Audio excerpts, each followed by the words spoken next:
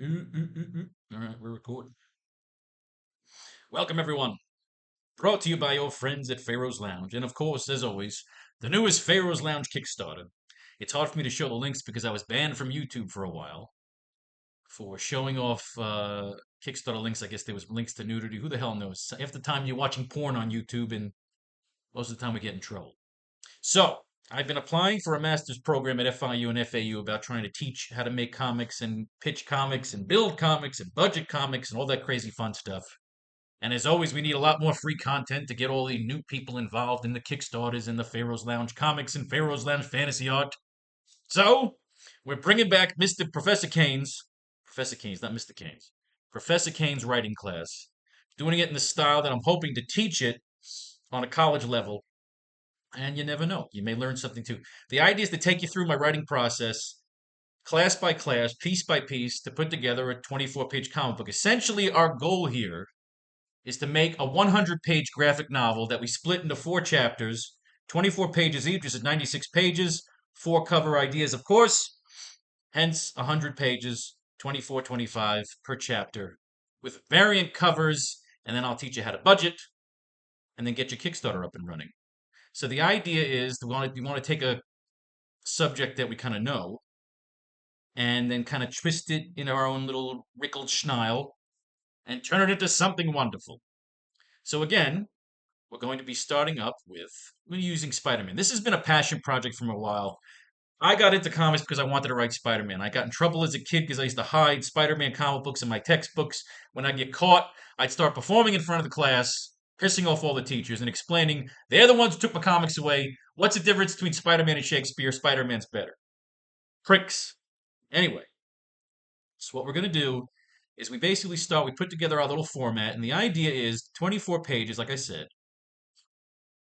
with an average of 6 panels to a page. Sometimes you may go smaller if you do splash pages. Sometimes you may go 7, 8 panels if you're doing a bunch of talking heads, conversation scenes. So essentially, at 24 pages, 6 panels a page, you're trying to write a 144 stanza song, a Broadway play.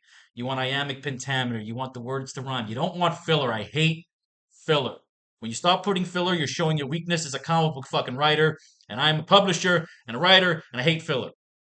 The method we're going to do is the idea is we want to go through one comic book per written page.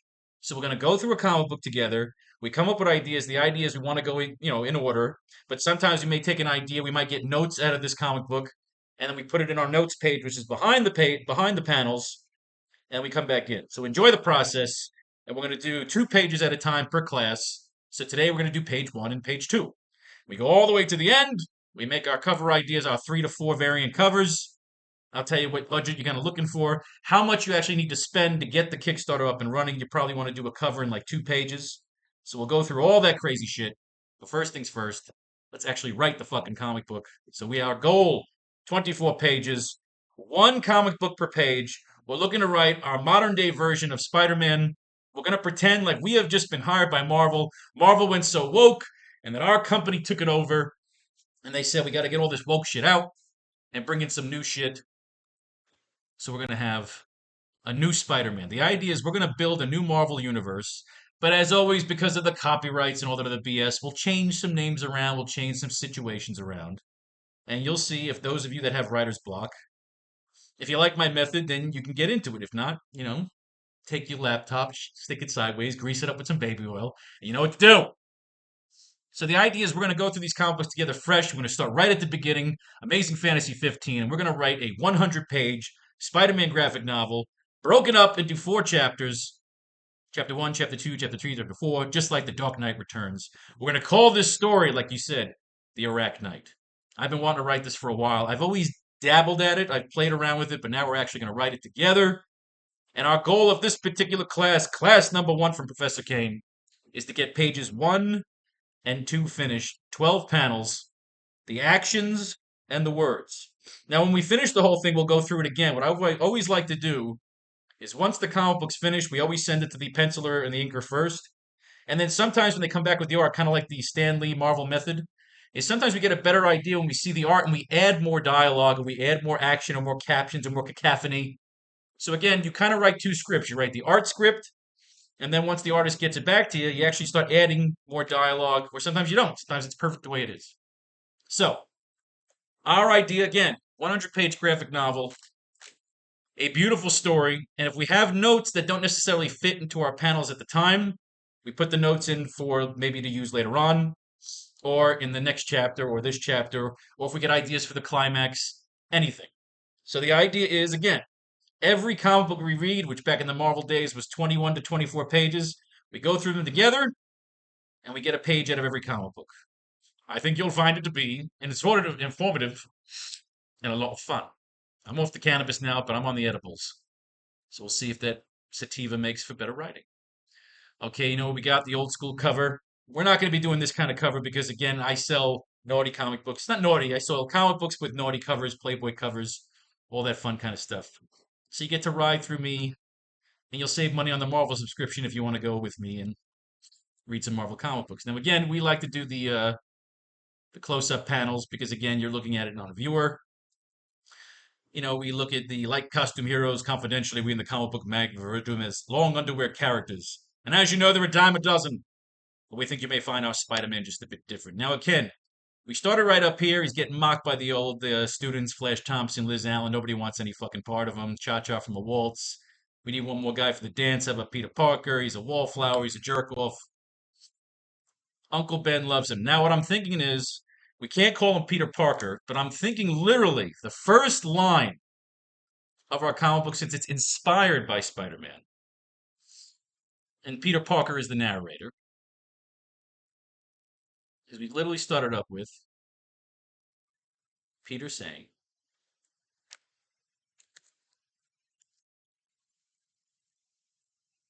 narrating. Well, we can't call him Peter Parker. We're going to call him Parker.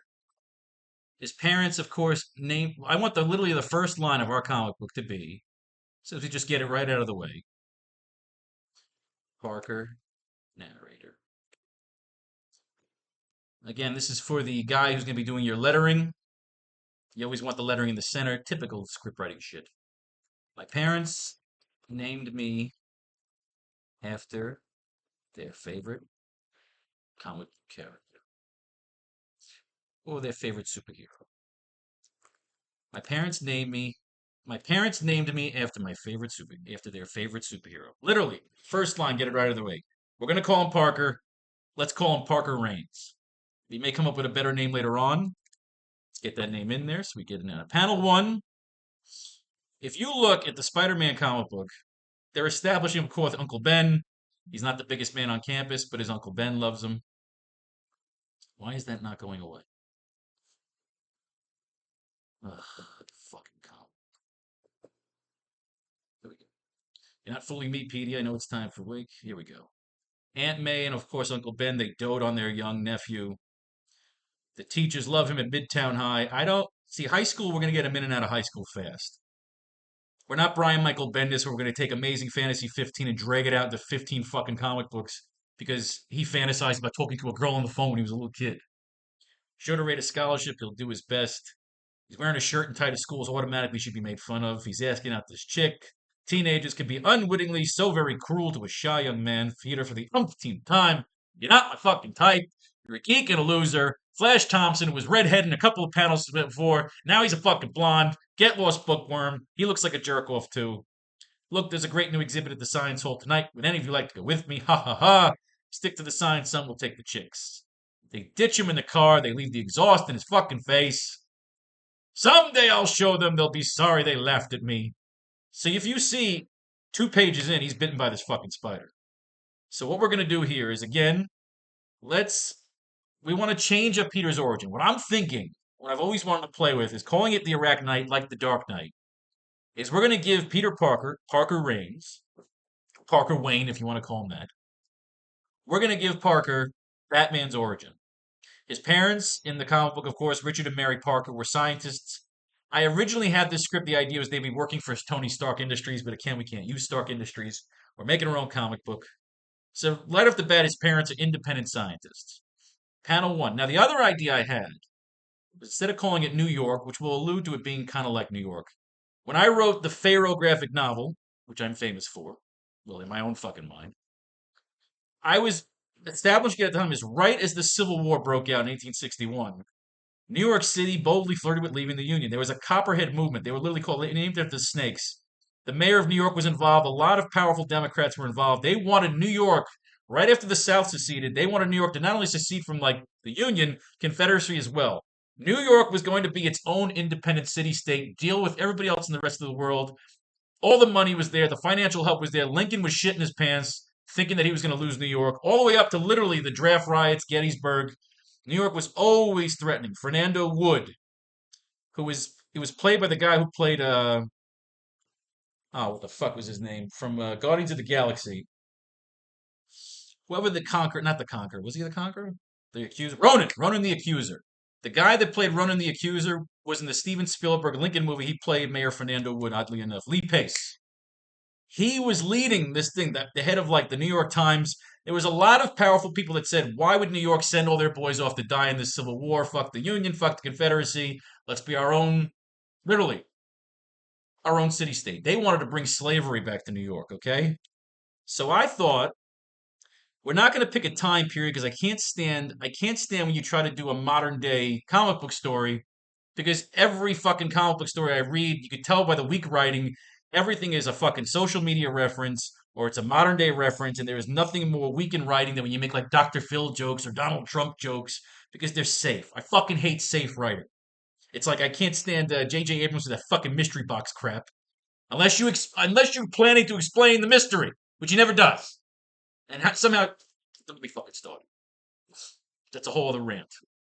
We want Peter bitten by the spider today within these first 2 pages because again, if you look in the first 2 pages, demonstration, we control radioactive rays in the laboratory. The spider sneaks into a little thing. I always thought it would be cool if somebody time travels back like Doctor Doom and they sneak the venom symbiote that eats that spider, and then the spider that bites Peter as a little kid is instead the venom spider, which turns him into venom right off the bat. But again, if I ever work for Marvel, I'll pitch that idea.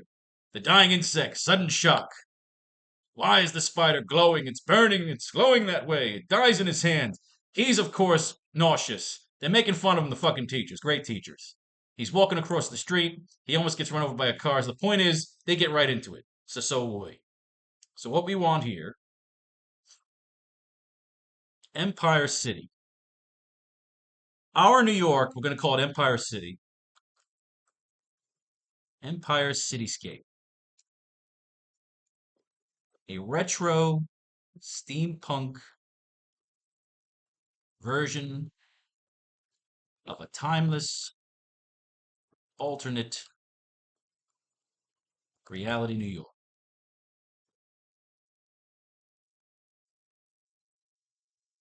Of course, which we call Empire City. Now, again, we won't do too much stopping for editing. We edit later on when we finish the script. We go back and we proofread. We fix the spelling errors, grammatical errors, all that other crap. But right now, we want to get moving here. So we're coming into page 1, the cityscape. Our steampunk city, our original buildings, fucking floating dirigibles, very Batman the Animated Series. It's what we want. With our first line, my parents named me after their favorite superhero. We pan down the cityscape, and see a Chinatown, an ethnic neighborhood. Lots of urban sprawl, people going about their lives and dining. We pan down the cityscape, see an ethnic neighborhood, like a Chinatown type vibe. Lots of urban sprawl, people going about their lives and dining. My parents named me after their favorite superhero.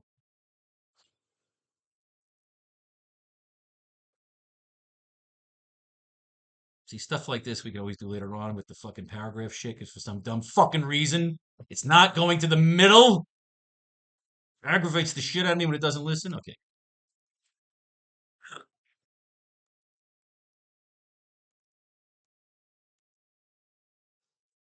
My parents named me after their favorite superhero. I don't know if he wants to be referring to them in the past. They're not dead yet.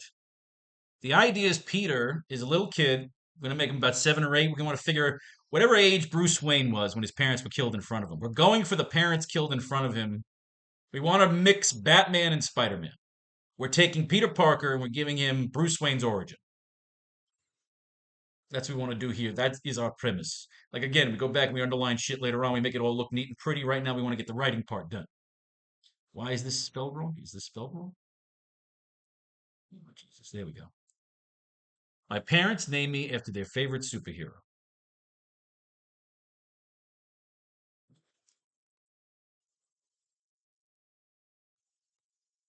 They were top scientists.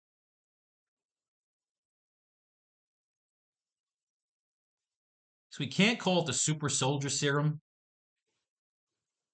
They were the top, they were top scientists working on a revolutionary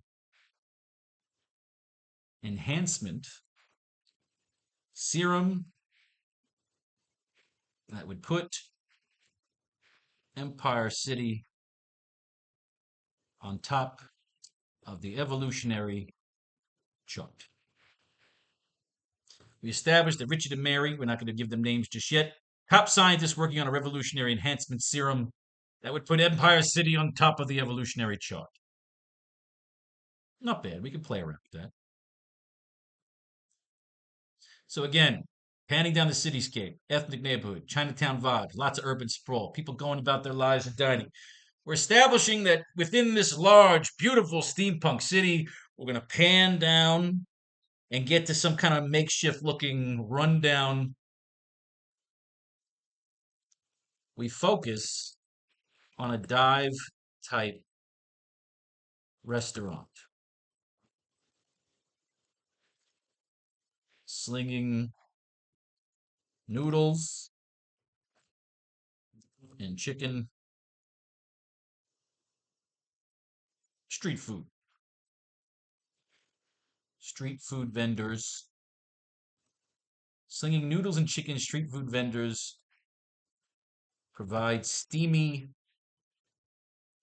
cuisine for waiting customers sipping tea. We want to establish, and then we sneak underneath the restaurant. We focus on a dive type restaurant. Slinging noodles and chicken, street food vendors provide steamy cuisine for waiting customers sipping tea. And Parker says,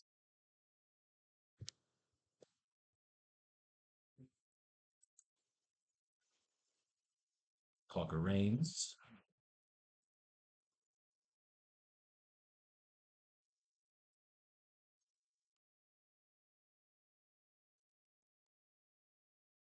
I would always love the sample Mr. Wu's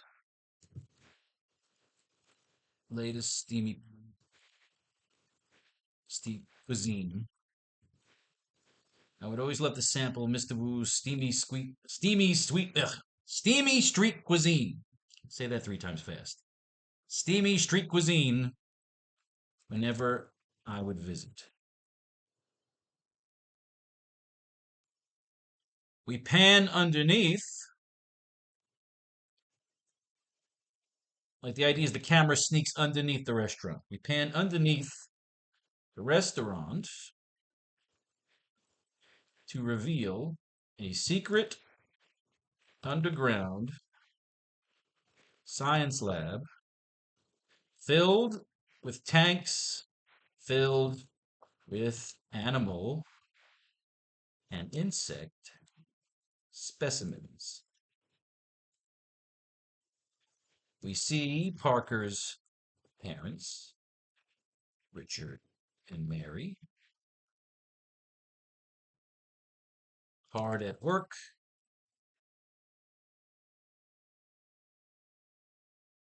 on theories, calculations, and the lab, while advanced, looks a little messy from the, I don't know if we want it messy. It should be messy and dusty when Peter comes back to visit it, so it shouldn't be messy. Hard at work on theories and calculations, and the lab, while highly advanced, is a bit run down. I don't know if I want it run down now because Peter should come back to it. Our idea is that when Peter gets bitten, something will go down at school. I have the idea of him leaving school, maybe wailing a fucking football into like Flash Thompson's chest, and then he kind of leaves. We're not having Peter's not staying in high school here. I want, like I said, we want that Batman thing where he just kind of drops out, gets into an incident at school, drops out of school, travels the world kind of thing. We got to play into the Parker part, the Peter Parker origins, and of course a little bit of the Bruce Wayne origins, right?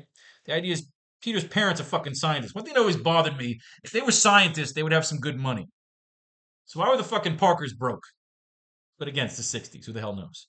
We see Peter's parents, Richard and Mary, hard at work on theories and calculations, and the lab while highly advanced. I don't know. I don't want a bit rundown. I don't know if I like a bit rundown. Let's travel around a little bit here.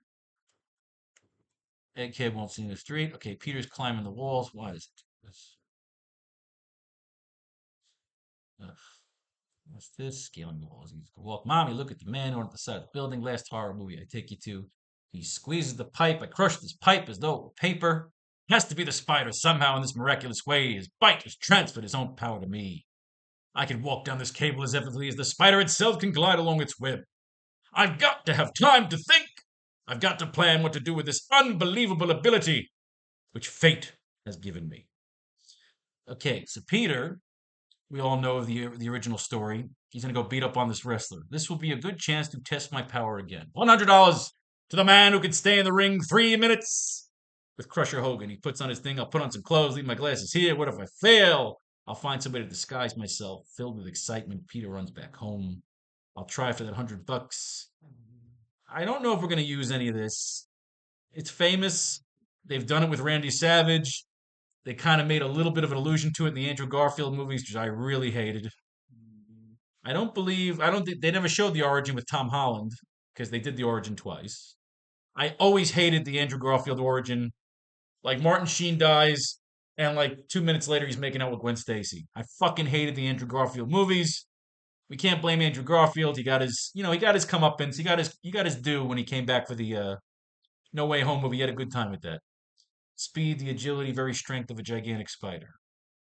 Put me down, you win, you win. You're not human, nobody can do that. Want to bet? Greatest act I've ever seen. Sensational, fantastic. The mask gimmick. Right touch of mystery was terrific.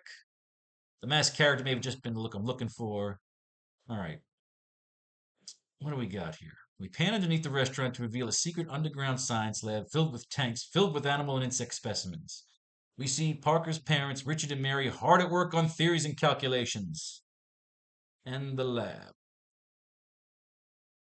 See, what are we doing here? I would always love to sample Mr. Wu's latest steamy street cuisine whenever I would visit.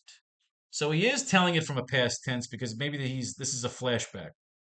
We're doing our little bit of a flashback before we jump into where Peter is now. I love in terms of like an origin movie, my favorite origin movie is Batman Begins. I want to do a lot of Batman Begins here. Because to me, that's the ultimate origin movie. Batman is a ninja. Can underneath the restaurant reveal a secret underground science lab filled with tanks, filled with animal insect specimens. We see Parker's parents, Richard and Mary, hard at work on theories and calculations among the lab.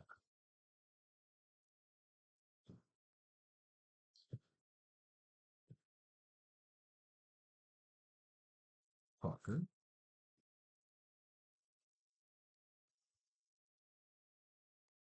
Well, I know they love me. I didn't see them.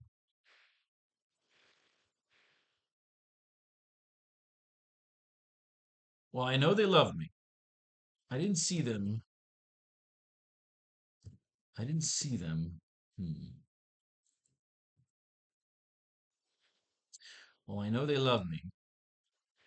I felt like, I don't know, that's cheesy.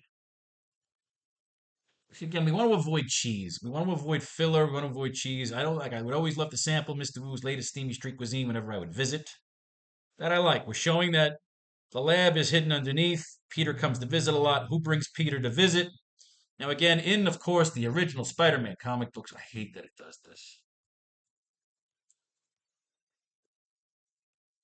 Why does that not go away? It always goes away in the fucking past. Showmanship, he hasn't seen anything yet. Since I have the powers of a spider, I'll design myself a spider costume and oh, hi. You look tired, crackers and milk. He's building his web shooters. Spider needs a web. So again, the real challenge we're going to have here is trying to get around the Spider-Man tropes and making them our own. Crackers and milk. He's building his web shooters. Needed a good name. He went with the red and blue because again, he was doing it for showmanship. I kind of like the idea in ours is he should do the black suit.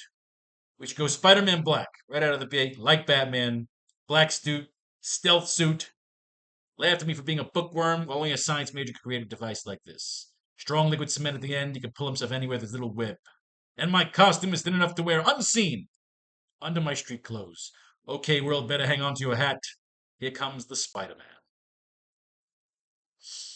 Now, anyone with the intelligence of a 7-year-old knows that if a man appeared on TV and seemed to be more spider than human, he'd be an overnight sensation, especially when his feats were performed without the help of trick photography.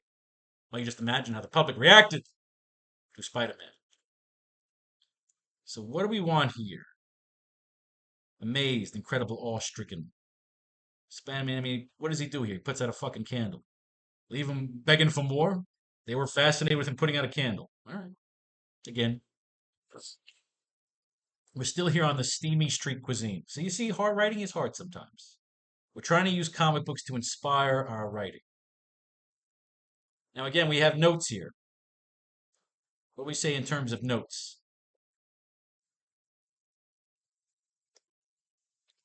Black suit, web shooters. We need a villain. We need somebody to kill Peter's parents. Pan underneath the restaurant to reveal a secret underground science lab filled with tanks, filled with animal and insect specimens. We see Parker's parents, Richard and Mary, hard at work on theories and calculations among the lab. I mean, he can explain what his parents are doing, but he's a kid, so they really wouldn't tell him.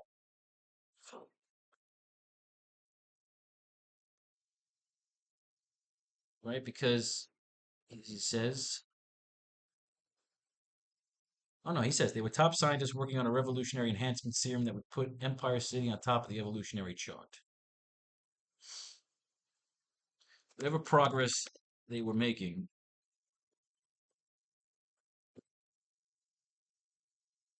whatever progress they were making,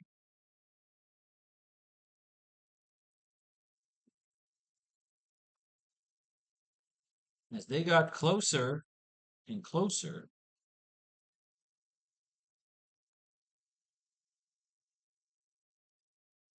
as they got closer and closer to a successful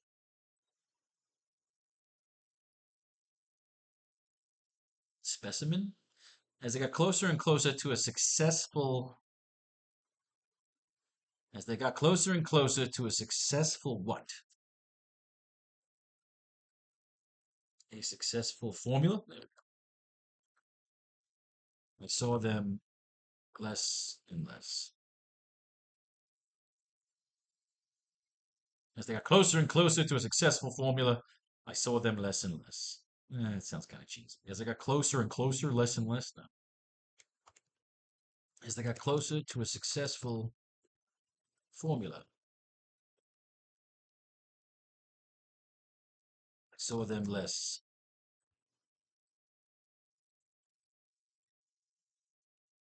Spent a lot of time. As they got closer to a successful formula, I saw them less.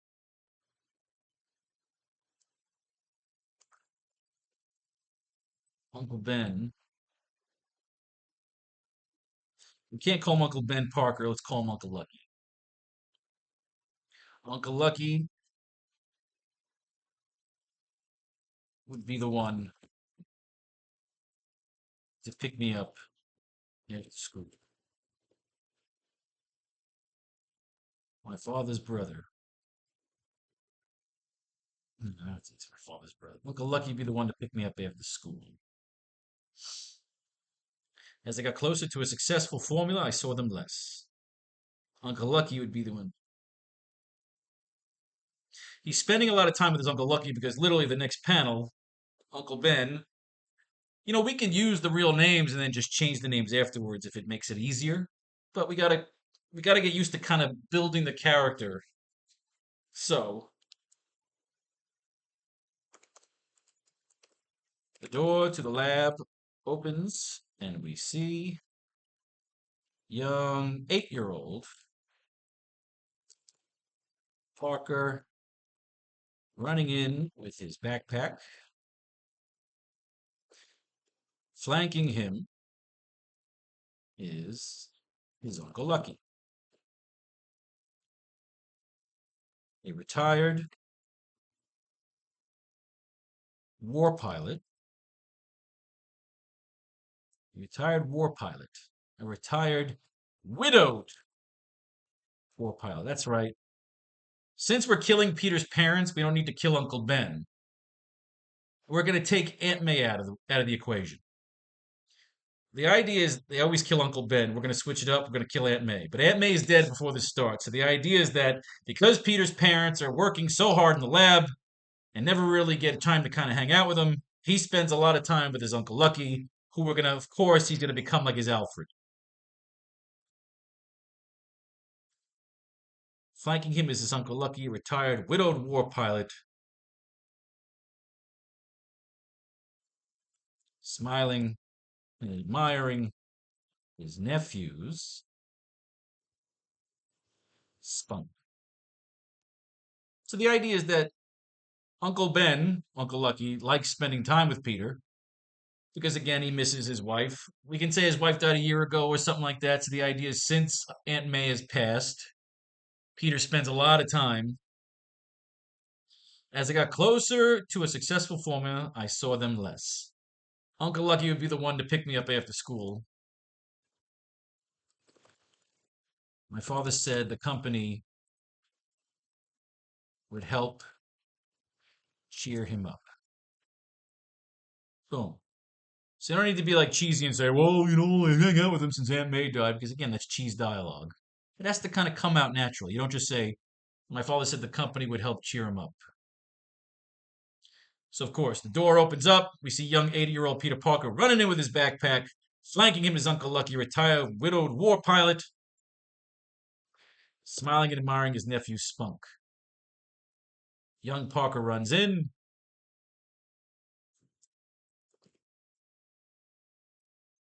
Young Parker.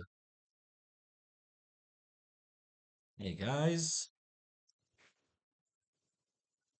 Mom. Dad.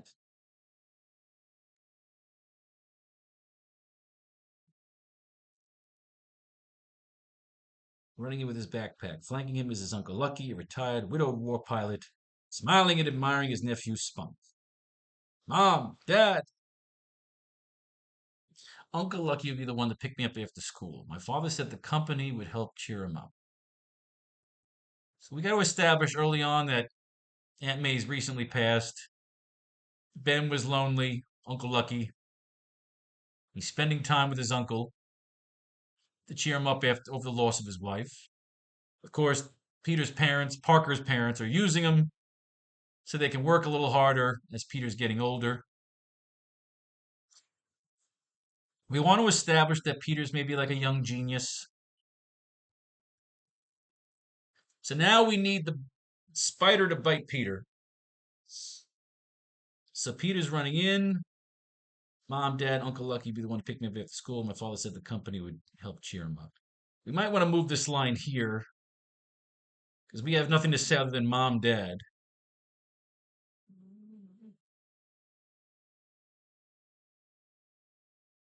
Do we want him running in? And the idea is that are his parents awkward towards him?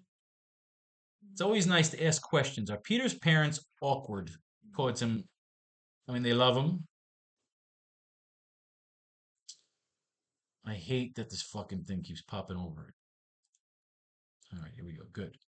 At first, As his first TV spectacular ends, Peter Parker breathes the first sweet scent of success. I'm from life. Will pay any picture for picture spread. Sign with me. I'll put you in movies. We want an interview. See my agent, boys. I'm busy. Of course, the infamous story. The burglar runs by. He lets him get away. Made it to the high-speed elevator.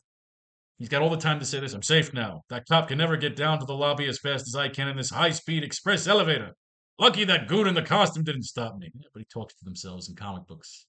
What's with you, mister? All you had to do was trip him or hold him up for just a minute. All the cops in the '60s were Irishmen. Sorry, pal, it's your job. I'm through being pushed around by anyone. From now on, I look out for number one. That means me. I'll run you in. Save your breath, buddy. I got things to do. A few hours later, Peter, you know the microsome you already wanted. Microscope, we bought it for you this afternoon. That's terrific. You're the greatest family a guy ever had. We're setting this guy up for failure. They're the only ones who have been kind to me. I'll see they're always happy, but the rest of the world can suck my asshole. Peter is performing. Things are going well. He's a fucking movie star. He comes home from a personal appearance, police car in front of his house. Your Uncle Ben's been shot, murdered. Uncle Ben dead. It can't be. Who shot him? Some burglar prick. It's your fault, you prick. Get out of my way, you fucking drunken Irishman. Peter's got to go get him. Throws on the fucking suit. That old Acme warehouse been deserted for years. A killer can hold off an army in that gloomy old place, but he won't hold off Spider-Man. The warehouse is at the other side of town. I'll be there in no fucking time. He's in there somewhere, but he'll pick us off like flies if we charge him. All I gotta do is hold him off till the moon goes down. And we'll all be ready to slip away in the dark. He'll never escape again, murderer. Peter attacks him. Not so how surprised you're gonna be. Gotta get away. Gotta hide. I must be seeing things. There's no place on earth where you can hide from me. First, I'll relieve you of your gun. Then my fist will do the rest. Face! It can't be! The fugitive! Ran past me! Why does Spider-Man's eyes stick out of his fucking mask all of a sudden? I hate to do this, we'll have to rush him. Can't take a chance of him slipping by in the dark. Captain, look, it's him! On a spider's web! My fault. All my fault. If only I'd stopped him. But I didn't. And now Uncle Ben is dead. And a lean, silent figure slowly fades into the gathering darkness. Aware that at last in this world with great power, there must also come great responsibility. And so a legend is born and a new name is added to the roster of those who make the world of fantasy the most exciting realm of all. Be sure to see the next issue of Amazing Fantasy for the further amazing exploits of America's most different new teenage idol, Spider-Man. Oh, well, we got the rest of this comic book now, The Bell Ringer. I don't think we'll be reading this amazing fantasy stuff. Although you never know, it might get a crazy idea here. The Man in the Mummy case. This is a guy tricking another guy in here, turns him into a fucking mummy. Now he's back in ancient Egypt and he's pulling. I mean, look, you never know. This is kind of cool because when you get the Marvel thing, they're actually going with all the original pages. You know what I mean? So it's kind of cool. You know, this comic book was going out of business. Stan Lee took a shot on himself, just like we're taking a shot here to write. Now, what we can do is just keep using the real names, Peter Parker, Uncle Ben, and then we just change everything at the end. We got the Martians here. Old school shit. Guy realizes he's a Martian. I mean, this is the final issue. He's got 4 arms. Okay, so we're done here. We're done with this particular comic book. Go to the guides. Amazing Fantasy 15 was the final one in its run. We have here on my little stand here, we got our Marvel Unlimited subscription. Sort by the oldest. I have here, literally, it shows the order of Spider-Man appearances in comics. So literally in order of when he appeared in different comic books. So of course, if we're doing 1 page each, we might look into the other side. That's if they explain it. If we're looking at a Spider-Man comic book and they make a reference to another comic book, we'll check out that comic book and add it to our lores. We've done Amazing Fantasy 15. So the goal is to have page 1 finished by the time we finish reading Amazing Fantasy 15. The door to the lab opens. We see a young 8-year-old Peter running in with his backpack, hugging his mom, who is holding some beakers that Peter Parker almost knocks out of her hands with the force of his hug.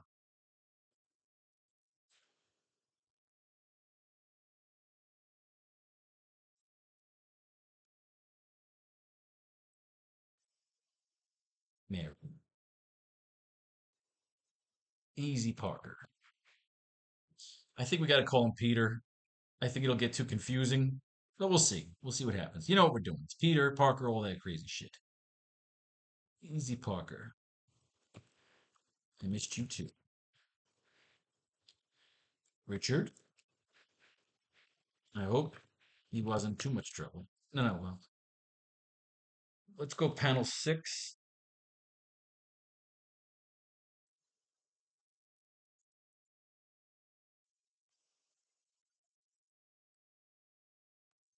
Okay, panel 6.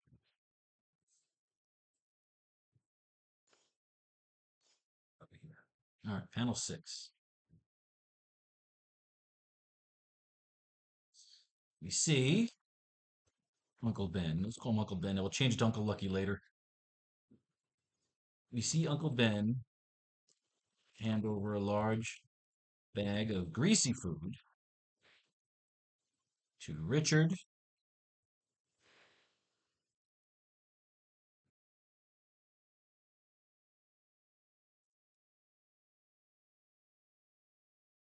Richard, of course, will say,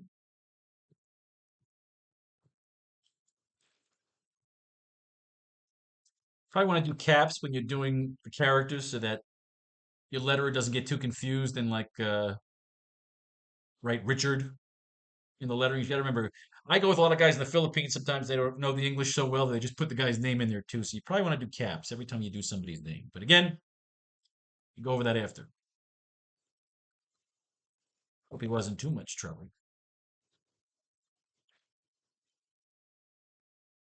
Hope he wasn't too much trouble.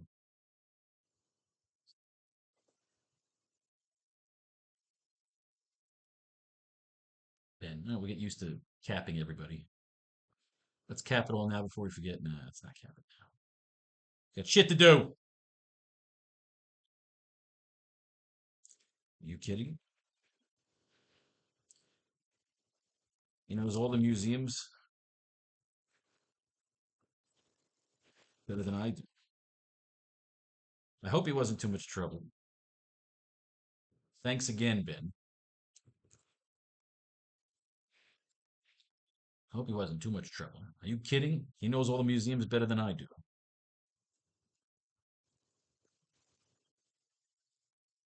Kid's a true genius. In the making, curious and troublesome. Just like you. So we've established Ben and him are close. He spends time with his uncle, and we jump to page 2. Now, again, we go over this again once it's done. We might add some more dialogue. But the idea is to just get the story rolling so it's kind of laid out. It's blueprinted. We underline things, we'll underline characters, we'll underline panels. Cross all the I's, dot all the T's. We're now on to page 2. And that brings us to Amazing Spider-Man #1. Now, what I like here again, we remember Amazing Spider-Man #1, he battles the Chameleon strikes, and he meets the Fantastic Four. What I thought would be a cool climax at the end of our story, not in this particular chapter, but at the end of the whole thing, we allude in the climactic scene the battle between Peter Parker and the Chameleon. We'll give him like a cool Spanish name, El Chameleon, Camaleon. In the climactic scene, the battle between Parker and the Chameleon, Dimitri, the Chameleon, is a terrorist trying to sabotage a major event in Empire City. That major event is, again, if you look at the Marvel Universe, the Fantastic Four always kind of come first. Even in the new MCU, they'll have the Fantastic Four as kind of like an alternative, retro, hip 60s kind of environment. I thought if we're going to redo our little Marvel Universe here, and again, we're going to put this comic book up on fucking Kickstarter because I want to make a Spider-Man comic book. I'll probably get in trouble with Marvel, But right now, Marvel and Disney, they got bigger fish to fry, and my little publishing house is small enough to remain under the radar. That major event, that the Chameleon. Now, again, this is in our notes section, so this isn't in our comic book yet, because I'm thinking about this at the end. We can throw commercials on it. It could be in the background, you know. The major event that the Chameleon is going to sabotage is the launch of the Mars colony, which is being piloted by the Fantastic Four. So we're going to connect Spider-Man to the origin of the Fantastic Four. The big event going on in Empire City is the launch of the Mars colony, right? These Fantastic Four astronauts are going off from the Empire City. They're launching from the launch pad into the cosmos where they're going to be going. They're going to be starting the first colony on Mars, and that'll be the Fantastic Four origin. I always liked the idea of like the Fantastic Four being like a Lost in Space kind of thing, going on like space adventures. But again, we'll get to that on another project. Right now, this is about the AracKnight, the Dark Knight mixed in with the amazing fantasy Spider-Man. So I like the idea. Then, of course, in the end, the Chameleon will be dressed as Spider-Man, and Spider-Man will inadvertently take the blame for the possible sabotage, even though he saves the day. I love the idea of connecting the Fantastic Four origin to the climax of this story. So, of course, in the end, they'll fight. We'll have the big fight scene at the end, maybe a fucking helicopter, all that crazy shit. And in the end, Spider-Man will kill the Chameleon. We want to make like a. I want this Batman, but also a little James Bond in here, you know? And we're making movies, man. We're not making fucking ongoing comic books. We're making graphic fucking novel slash animated movie kind of thing. So we're gonna kill our bad guys at the end of these movies. Graphic novels, I'm sorry, graphic novels. So I kind of dig that. The connection we have. So again, we go through the comic books and we get notes ideas. We get ideas for the back end of the story. But again, we're on page 2 here. We want by the end of page 2, Peter's got to get bitten by this fucking spider. We got page 1, the secret lab. We've shown Empire City.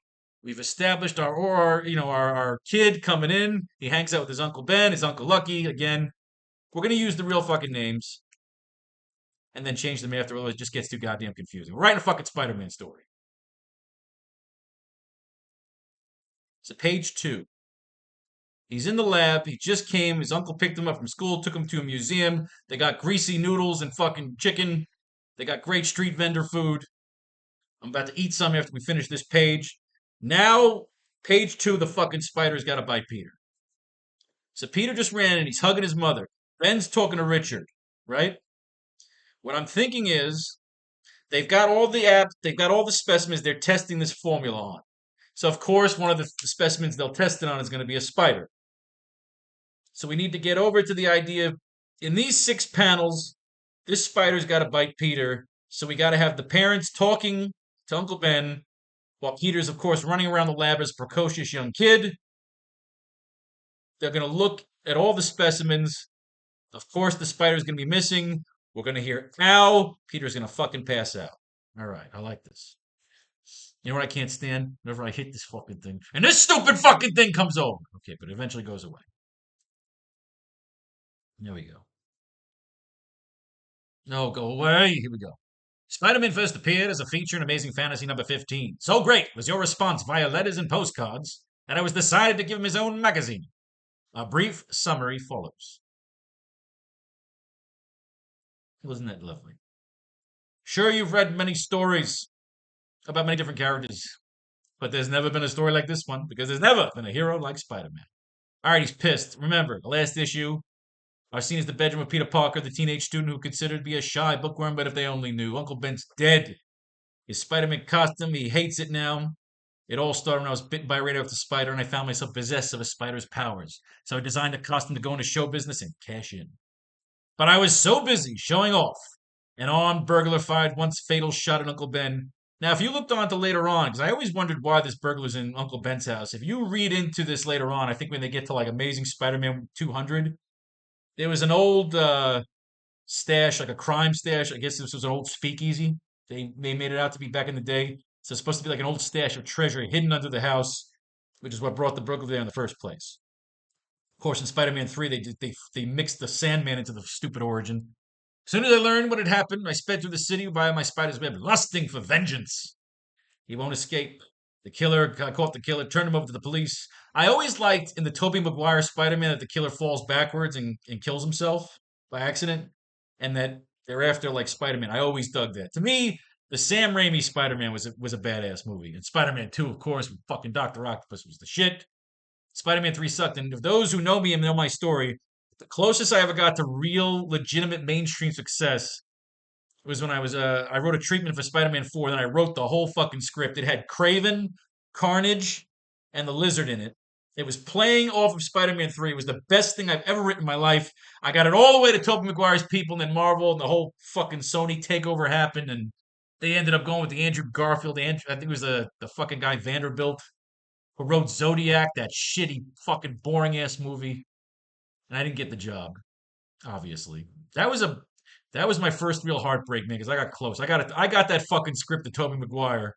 But in the usual Hollywood bullshit, it didn't pan out, and here I am. What's worth without Uncle Ben? No money to pay the bills. Give me a little more time to pay the rent. Aunt May's gonna have to blow this bald guy. There's only one thing to do. I've got to quit school and get a job. No, Peter, you mustn't. Your uncle always dreamed of you being a scientist one day. You must continue your studies. He can do anything. He can rob banks. Any amount of money could just be for the taking. Then he thinks of himself in jail. There's only other way. I gotta perform again. I've got to bring my Spider-Man act before the public once more. I'll call a booking agent tonight. Hey gang, Spider-Man's gonna put on a show at the town hall tonight. Admission's only $1. Let's all go. Count me out, kids. I can't make it. Why would he yet say that out loud if these people don't even like him anyway? We might have known he'd study. Who needs the bookworm? Be more fun without him because he's performing in the fucking audience. That's the real reason.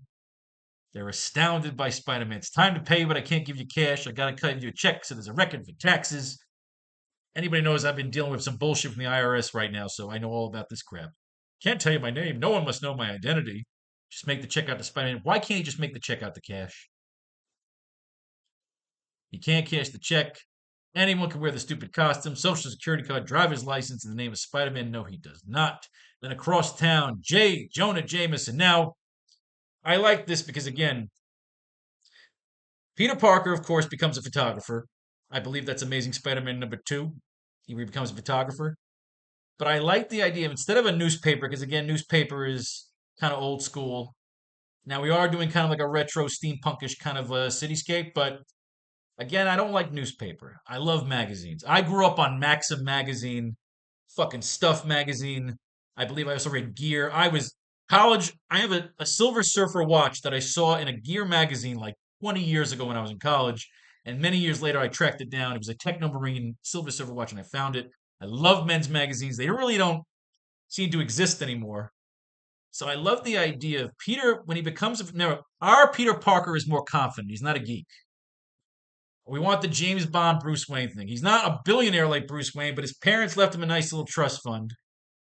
So he's got to work. So I've always liked the idea of Peter becomes a photographer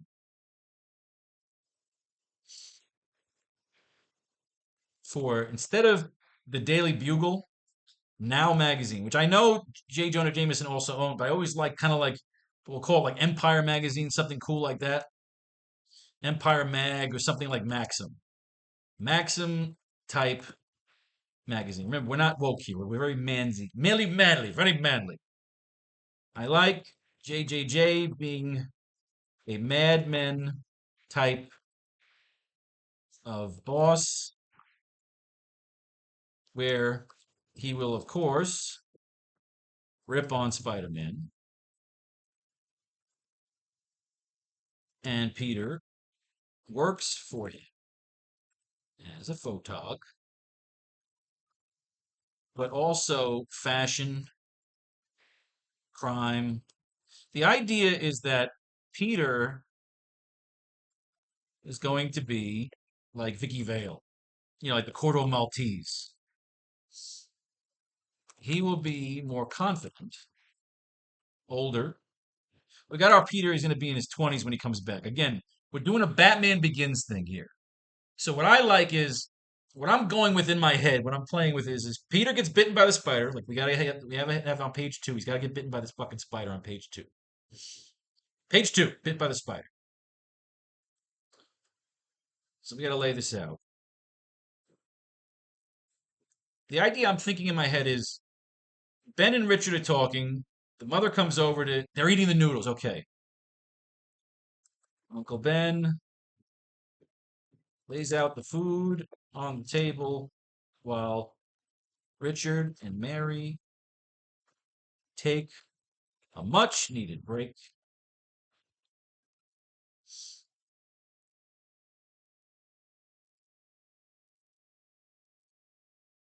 Kids a true not are kids a true genius in the making, curious and troublesome, just like you.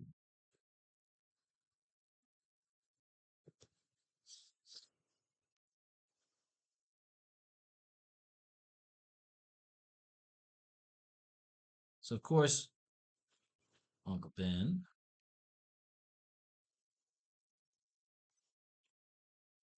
take a break, why don't you? Take a break, why don't you both? Sure the world will remain intact for a few more hours. The idea is we need to get Richard and Mary away from Peter for a couple of seconds, and Peter could be running. Remember, he just said precocious, curious, troublesome. So we want Peter running around the lab. Uncle Ben lays out the food on the table while Richard and Mary take a much needed break. Take a break, why don't you both? I'm sure the world will remain intact for a few more hours. Very true. And I'm starving. Any progress? Mary. Well, we're finally having some luck with one particular specimen.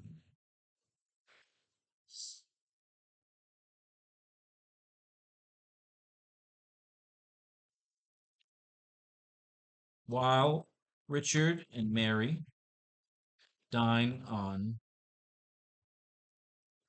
steamy cuisine, we see Uncle Ben admiring the various cages and tanks, glass cages, glass tanks, and enclosures.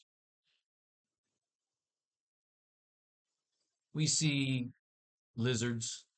We see a lizard. You know, let's have a little fun with like all the Easter eggs of all the Spider-Man kind of villains. We see a lizard, an octopus, a lizard, an octopus, a scorpion. We see a lizard, an octopus, a scorpion. Give me one more. A lizard, an octopus, a scorpion, even a cage hanging from the ceiling with a small bird of prey. Each is exhibiting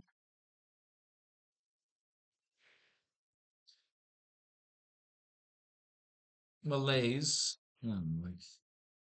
Each is exhibiting a tiresome, a tired type, fatigued behavior,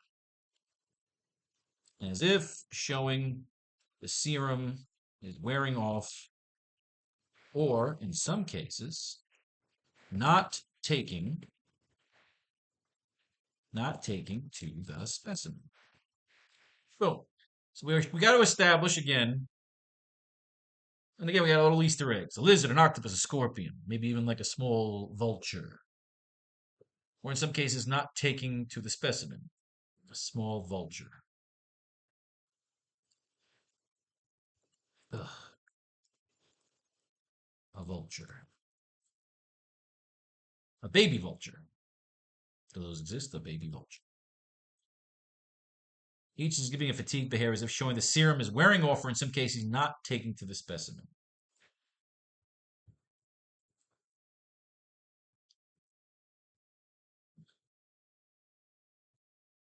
Uncle Ben, you have a regular zoo in here. You have a regular zoo in here. How do you even keep track?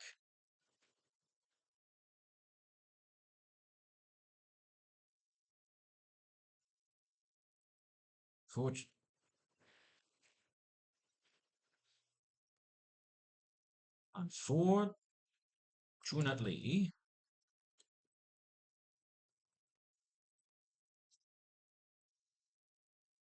each specimen. Oh, I need to move this line up. So we got to switch the lines here. Let's move Mary's line.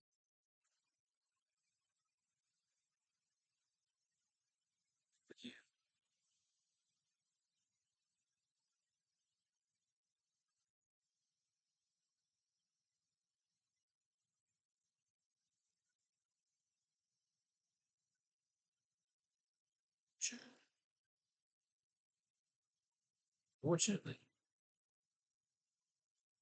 each specimen will experience short experience. Each specimen has experienced burst in strength, agility, even cognitive abilities. But each enhancement is short-lived. And in some cases, fatal. So what we're kind of showing here is a little bit of darkness. Richard and Mary, while they're experimenting on these animals, there's no dogs and cats in here. At least I'm not showing them because you know how much I love dogs. I love dogs. I have a bulldog right behind me. She's sleeping and snoring and farting. But Richard and Mary, they're not exactly wonderful people. They're experimenting on reptiles, insects, birds. Each enhancement is short-lived and in some cases fatal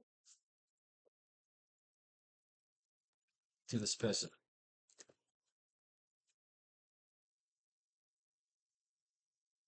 While Richard and Mary dine in steamy cuisine, we see Uncle Ben admiring the various glass tanks and enclosures. We see a lizard, an octopus, a scorpion, even a cage hanging from the ceiling with a small bird of prey, a baby vulture.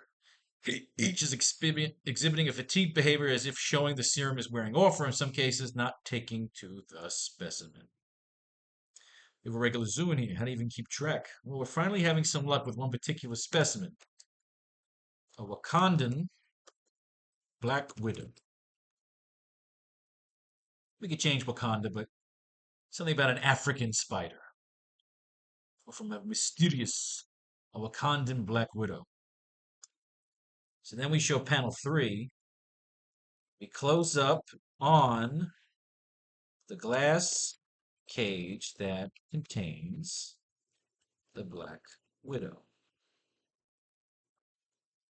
There are advanced webbings, almost like the spider has built a home inside the cage. We don't see the spider, just his webbing, not his, just its creative webbing, showing that it has figured out a way to escape its glass.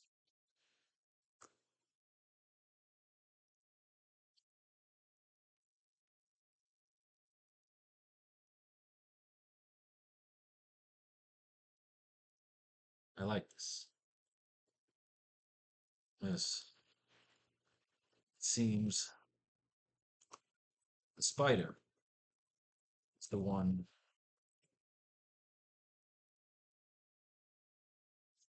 What is he saying here? Okay. Well, your writing's hard. The close up on the glass cage that contains the Black Widow. There are advanced webbings, almost like the spider has built a home inside the cage. We don't see the spider, just its creative webbing, showing that it has figured out a way to escape its glass. Unknowing yet to the others. So let's move around a little bit. I'm through with this article. Spider-Man will be run out of town. I always loved J. Jonah Jameson. Great fucking character. They always wrote him good. And I believe this said Stanley had always said this was Stanley making fun of himself. But as Spider-Man finds he cannot cash his desperately needed check.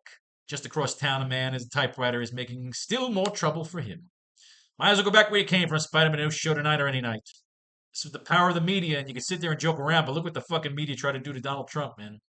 They tried to kill him, vilify him, call him Hitler. He still won. This paper has everyone so steamed up, it'll probably toss you in jail if you show your face. Why? What have they got against me? What have I done? Not satisfied with merely writing editorials, J. Jonah Jameson, publisher of the powerful Daily Bugle, delivers lectures all over town. We cannot allow that mass menace to take the law into his own hands. He's a bad influence on our youngsters. Children may try to imitate his fantastic feats. Think what would happen if they make a hero out of this lawless, inhuman monster. We must not permit it. I say that Spider-Man must be outlawed. There is no place for such. I love the idea. You look at The Dark Knight with Commissioner Gordon and everything that happened at the end. We definitely need to end this story with Spider-Man being a fugitive, taking the blame for the near sabotage of the Mars colony, carrying the Fantastic Four to their fate. I love the idea of very Dark Knight ending. He's branded a fucking fugitive. He has to get away from the cops, the constables, the fuzz. We close up on the glass cage that contains the Black Widow. There are advanced webbings, almost like the spider has built a home inside the cage. Built a luxury home. We don't see the spider, just its creative webbing, showing that it's figured out a way to escape its glass, unknowing it to the others. Wakandan Black Widow. What is he saying about this Black Widow spider?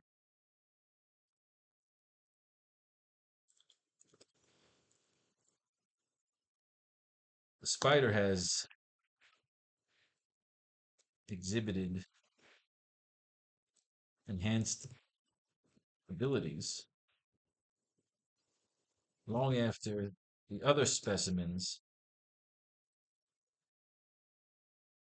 powers have receded.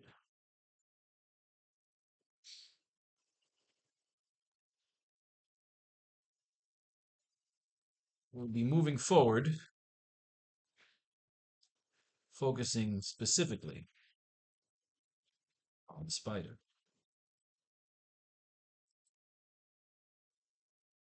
Then, of course, we'll say, what spider? Hmm. Well, he's definitely created quite the condo.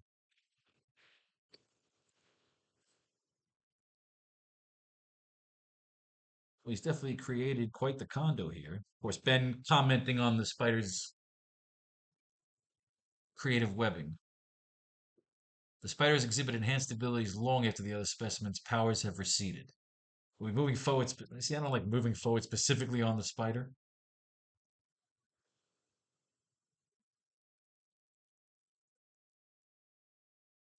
We're moving forward, focusing specifically on the spider. We have to change around some of this dialogue here. The regular zoo in here. I didn't even keep track. Well, we're finally having some luck with one particular specimen, a Wakandan Black Widow.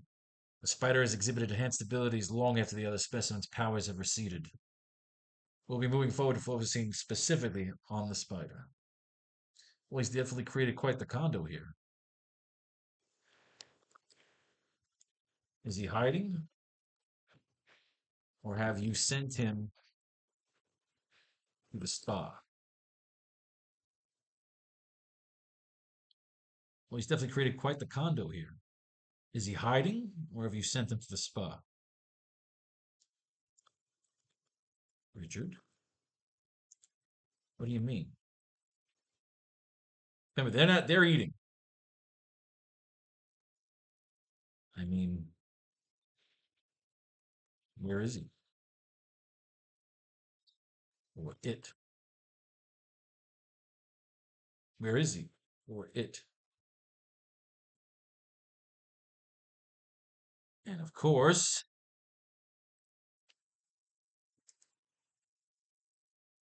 we hear Peter screaming from off camp. The spider has escaped. The spider has gotten smart. It's figured out a way to escape its confines. Well, he's definitely created quite the condo here. Is he hiding or have you sent him to the spa? What do you mean? I mean, where is he? Or it? Ah! Cue Peter's scream. We see Richard and Mary rush towards Peter. Greasy food cartons and chopsticks fly everywhere as Peter's parents panic.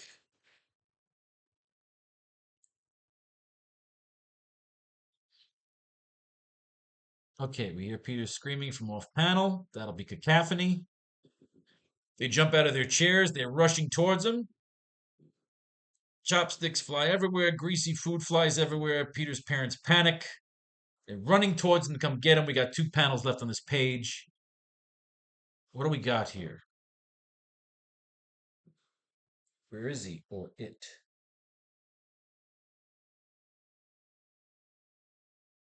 Where does it bite Peter on the heart?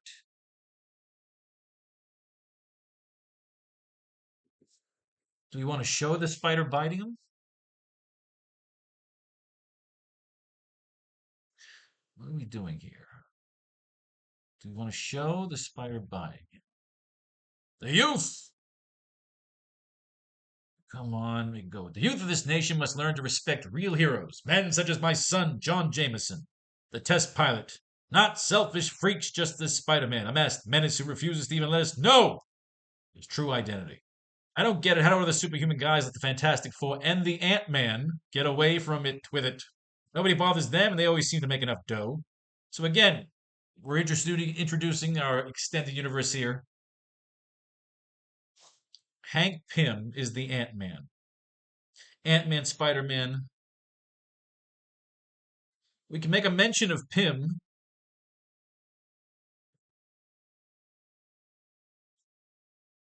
You have a regular zoo in here. How do you even keep track?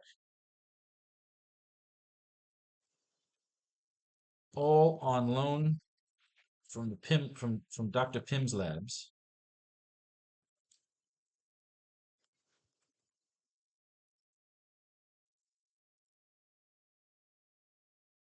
All on loan from Dr. Pym's labs. We are working in coordination. In coordination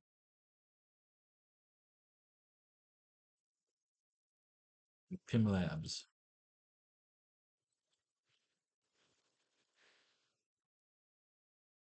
We're working in coordination with Pym Labs. We don't need well.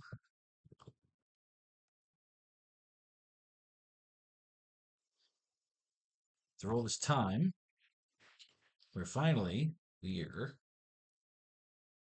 We're finally having some luck with one particular specimen, a Wakandan black widow. We have a regular zoo in here. How do you even keep track? What's the problem? Oh, they don't like zoo in here?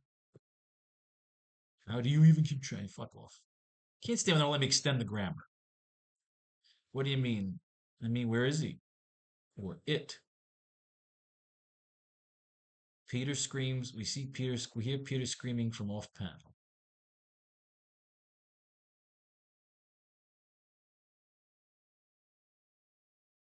Is it screaming? Is Peter screaming? He's a kid. See, here in the original story, he's bitten as a teenager. Here we have him bitten as a kid. So a kid would scream. Or is it mom, dad, I don't feel so good, and he passes out? All right, I can't like this. I kind of like this. Wait a minute. What just happened?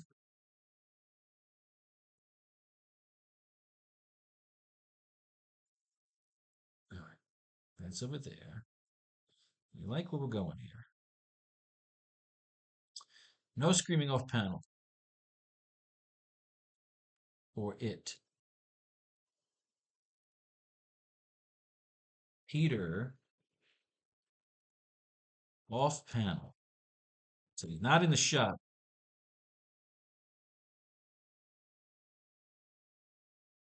Puking noise. So he's nauseous. Peter off panel.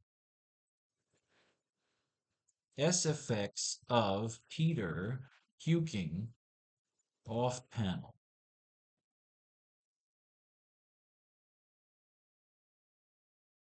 We see Richard and Mary rush towards Peter. Greasy food cartons and chopsticks fly everywhere as Peter's parents panic. As he stumbles, as he stumbles towards them, looking colorless and nauseous, with a glow coming from. No, we don't want the glow yet. Don't show off the glow yet. Looking colorless and nauseous.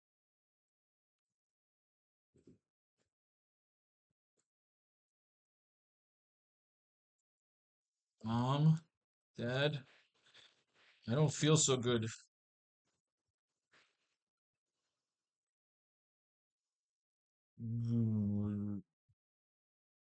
I don't. Boom. So no rushing towards Peter yet.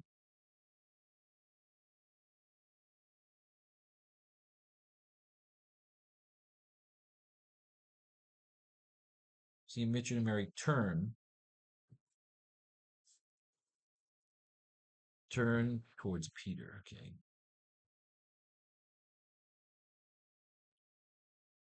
Let's move this to the next panel. See how we're writing here? We're writing comic books. Making our own fucking Spider-Man story. Oh, I fucking love this shit!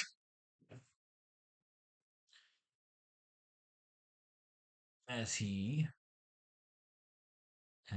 stumbles towards it. We see Richard and Mary turns towards Peter as he stumbles towards them looking colorless and nauseous. Mom, Dad, I don't feel so. Here we go. Greasy food carton and chopsticks fly everywhere as Peter's parents panic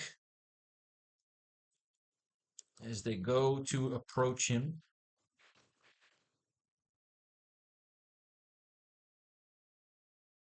While the view is from his eyes as he is about to pass out. So I never like a page ending with just a panel, so we gotta move that fucking panel over here.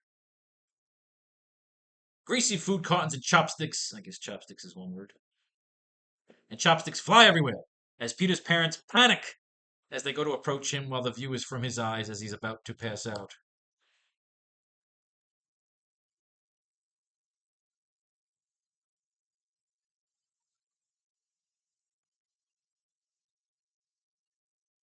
God.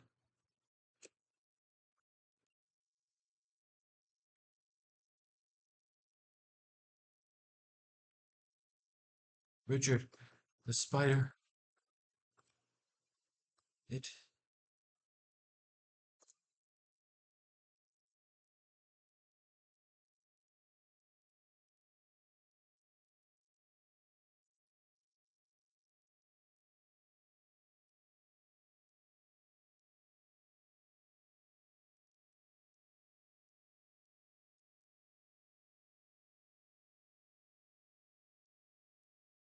Mary, get the venom syringe. No, Mary, get what? What antidote? Do they have an antidote yet? Are they ready for this shit? Greasy food cartons and chopsticks fly everywhere as Peter's parents panic as they go to approach, as they approach him while the view is from his eyes as he's about to pass out. Oh my god, Richard, the spider it!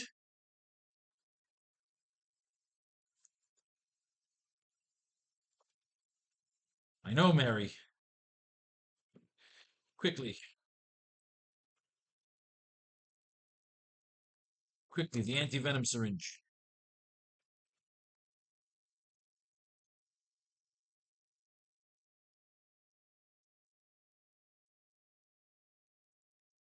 From Peter's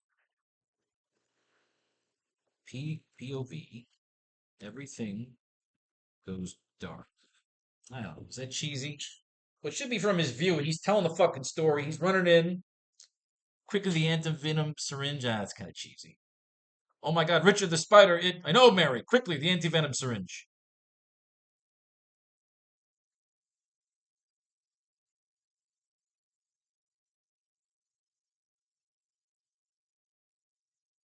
So Peter's POV, everything goes dark. All right, so we got one panel left in today's assignment. Today's class is over. So let's see what we got here. We need to end this particular arc of 2 pages, and then we'll have 22 to go. 11 more classes together. Well, 12 more classes because our 13th class. We'll put the covers together and the budget. I don't believe that there is a Spider-Man. It's all a publicity stunt. Well, if I can't make a living as Spider-Man, the only other thing to do is find a part-time job. Take a look through the want ad. Sorry, Sonny, ain't looking for a school kid. The job I advertise is for a man. John Jameson about to orbit the Earth in a rocket. Can we use this storyline? They never put it in the movies. They never used the John Jameson storyline with the rocket. He sees Aunt May pawning her jewelry, desperate for money. She doesn't want to worry me. She's doing it all for me. There's no way I can repay her. No way I can't even find a job. John Jameson, son of the Daily Bugle, about to orbit the Earth. Extra, it's all because of him. It's his fault. I can't perform in public. I can't give up. I've got to earn the money somehow, even if it means the Spider-Man will again stalk the city by night. So again, we've talked about the launch pad, but instead of John Jameson launching, we're going to be launching the Fantastic Four. But that's going to be at the end. Now, when it comes into play, at first, we're going to need Spider-Man to kind of make his entrance into the world, unless we just tell the whole story from more of a secret kind of shadows perspective, kind of like the first Batman. I want to really Batman Begins this fucking story. 15 minutes to Blatho, unauthorized personnel. This is it, John. Make your country proud of you, son, as I, your father, apprend today. I'll do my best, Dad. Good luck to you, boy. Minutes later, the capsule with John is set into launch. I mean, that's what all. I guess it was supposed to be just flying around the Earth. Remember, this is 1962 when this comic book comes out, so the Mets just got started, and we weren't on the moon yet. Something's wrong. I can't control her. Without the essential guidance unit, the capsule goes into an erratic orbit, completely out of control. The flashing red light. Now, if this was told in modern day, you know what I would be cool? The Venom symbiote would attack this fucking capsule and it would take over John Jameson. But maybe, let's put that on our notes section. Maybe we put that on our notes section. If we use the John Jameson storyline with the rocket in space, we can have the rocket and John attacked and taken over eventually. Now, again, we may use these notes, we may never use these notes, we may use these notes in the fucking sequel. Taken over eventually by the Venom symbiote. Again, that's why I love having the note section. Whatever notes we don't use in this comic book, we copy paste them and we put them into the next chapter. And if we never use them, then fuck them in the ass. All right. We need one more panel. I don't know if I like quickly the anti-venom syringe, so technically two more panels here. I like the greasy food cartons. It flies up. The spider escapes, bites Peter. They're working on the fucking super soldier serum. Now, again, this is our first draft. We may go back and put in better dialogue. We may take out dialogue. We may take out panels. The idea is to lay this fucker out because, again, never the first script is never the full script. It's pretty much the art is what you want to get down first. The art is the priority, not so much the dialogue. The dialogue lays it out for the artist. But when you get the art, like the art panels back, when you first get the pencils and you approve it for the inks, you may find you want to add more. That happens to me a lot because sometimes the artist will put some empty spaces somewhere and you just want to add more dialogue. Not necessarily filler. Sometimes you can add more exposition that you feel was in the art, but when you describe the art, sometimes you're putting the exposition in the art and you need to put more exposition in the script. So again, that's why when it comes to comic books, you're writing two scripts. The art script first, dialogue to hold the place, and then you're more than likely going to add or take away dialogue, more than likely add as you get the art, depending on the artist. You do not want to hire the type of artist that leaves a lot of real estate. I fucking hate those artists. I always test out artists when I'm bringing in new talent by how much real estate they use. A lot of artists will draw characters from far away so they can get away with outputting detail in, and to me that shows me the artist is lazy, and I don't hire them. I want a fucking artist like Jose Variz, who's drawing fucking bricks and shit and Easter eggs and fucking pixies. That motherfucker loves to draw. You want to hire a guy that loves to draw and not doing a job. You know the difference. All right, let's keep going because we need these last two here. I like the greasy food cartons. I like the chopsticks. I like the art here. I don't like the dialogue. My God, Richard the Spider, it's cheesy. It's very cheesy. Mom, Dad, I don't feel so good. I love that. Him stumbling into the shot, puking off panel, colorless and nauseous. Chopsticks fly everywhere. The parents fly up to go grab him. Oh my God, Richard the Spider, it. I know, Mary. Get the anti-venom quickly, the anti-venom syringe. Peter's POV, everything goes dark. You need a line here. Nothing cheesy, nothing filler.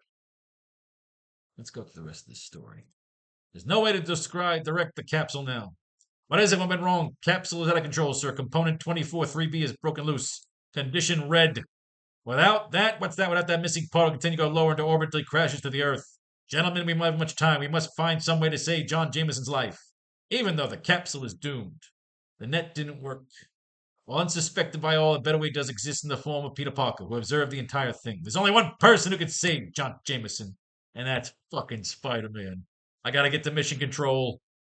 Made it. We have a spare guidance unit, but there's no way to get it to Jameson in time. You're wrong! There is a way!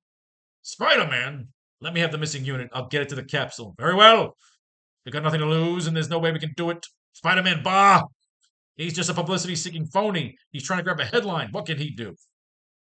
Instead of flapping your lips, mister, just wait and see what I can fucking do, you prick. Your white walls. Capsule's getting lower every second. Gotta get to a jet. He sprays the guy. Now, if Spider-Man's gotta... See, I don't like the idea of him also saving another rocket because then it takes away from the Mars colony in the end, so... I don't think we're using the John Jameson storyline. Maybe somewhere else. Because again, I love the idea of the Fantastic Four colony. Let's get bigger with the story instead of just him saving the fucking rocket. So then essentially we're just going to rip off the rocket story.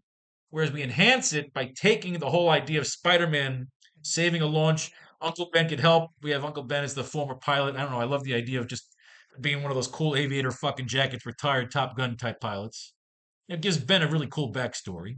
Because again, Alfred was kind of like special forces before he started working for the Waynes. I love the idea of Ben being Peter's Alfred in our story. Let's get that on our notes.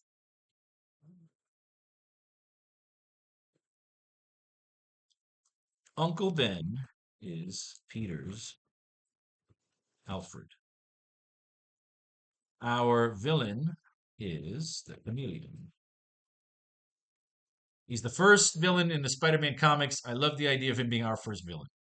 We can do a lot of cool stealth shit. We can fuck with his origin a little bit. I feel like the Chameleon should only be able to turn into somebody that he's touched. If he could turn into just anybody, I feel it's kind of stupid. Because then it's like Mystique. I really feel there should be something based in touch. If he touches somebody, he can mimic them. Otherwise, if he just mimics everybody, that's just a lot of crazy shit to do with a story.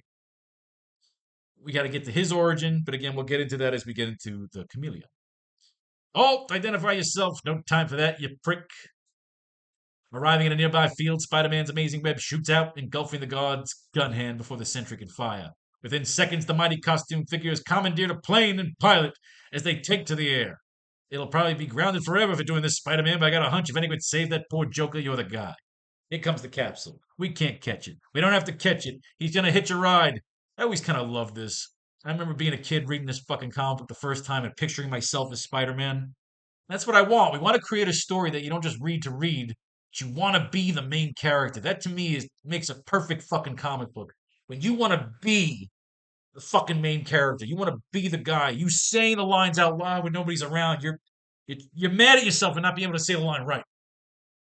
This is my first and last chance. If it doesn't work, look out below. Here goes. Mustn't let go.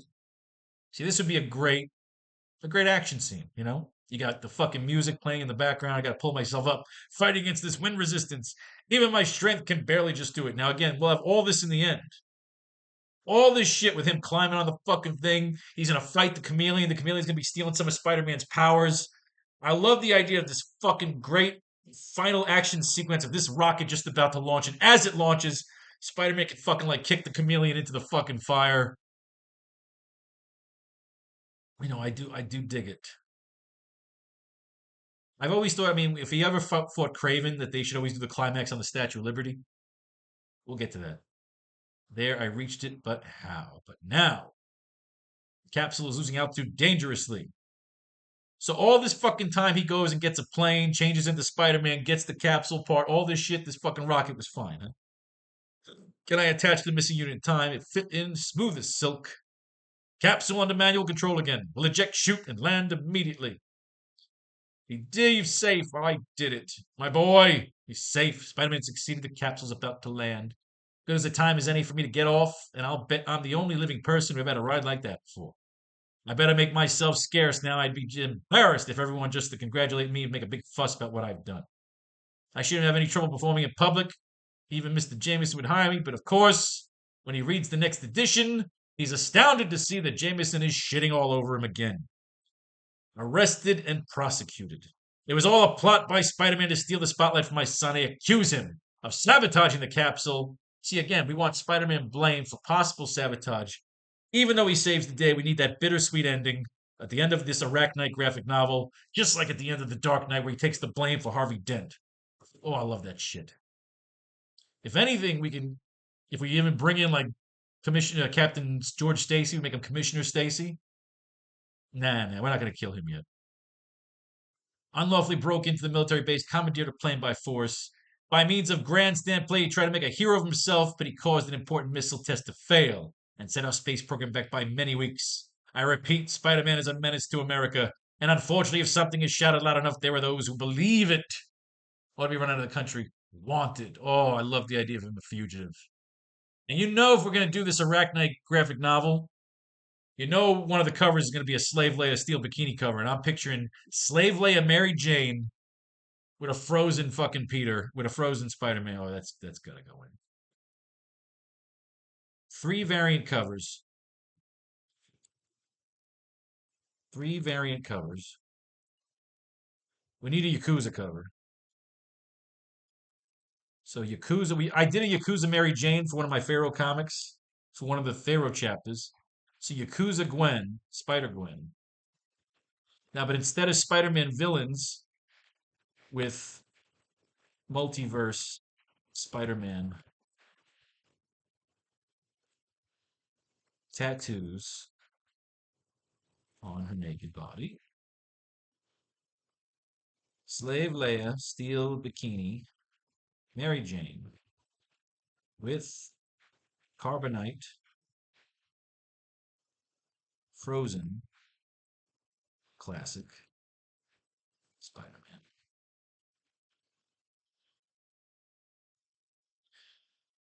Cover 1,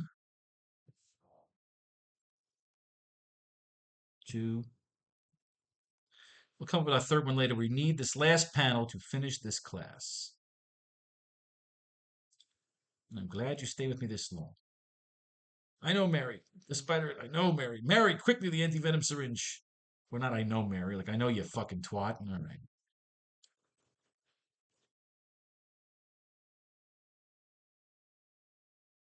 Stay with me, Peter. Peter's POV, everything goes dark. Except for a faint radioactive glow coming from the open bite wound spider.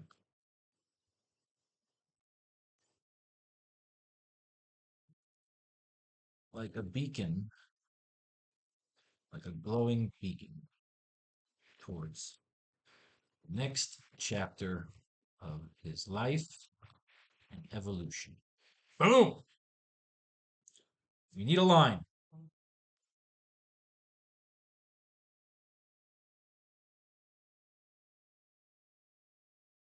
So he's described, okay, so narration here. We're going to do narration here because he's passed out. Quickly, the anti-venom syringe. Parker. Narrator.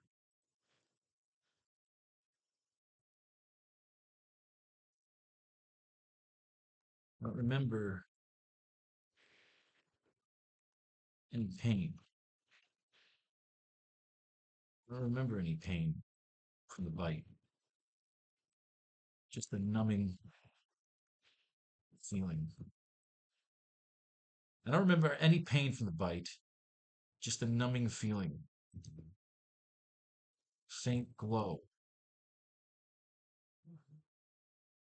as everything went dark.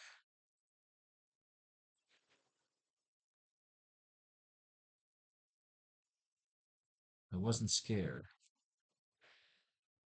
Even that young. Should he fucking be scared?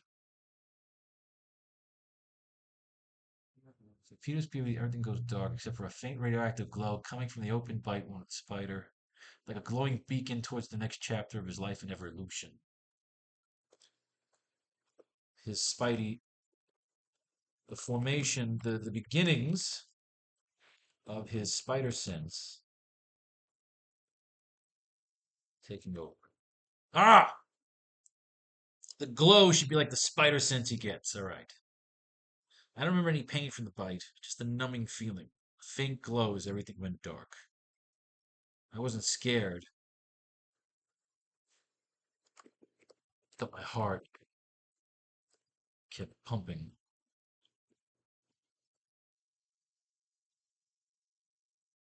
like a drum.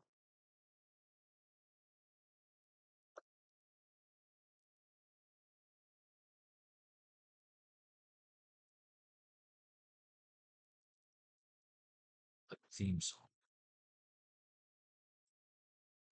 Theme song taking over. Theme song taking over my brain. I wasn't scared, but my heart kept pumping like a drum.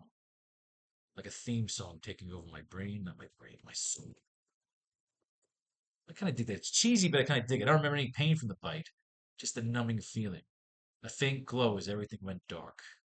I wasn't scared. My heart kept pumping like a drum. Pounding is pumping. Pumping, pounding. Pumping, pounding.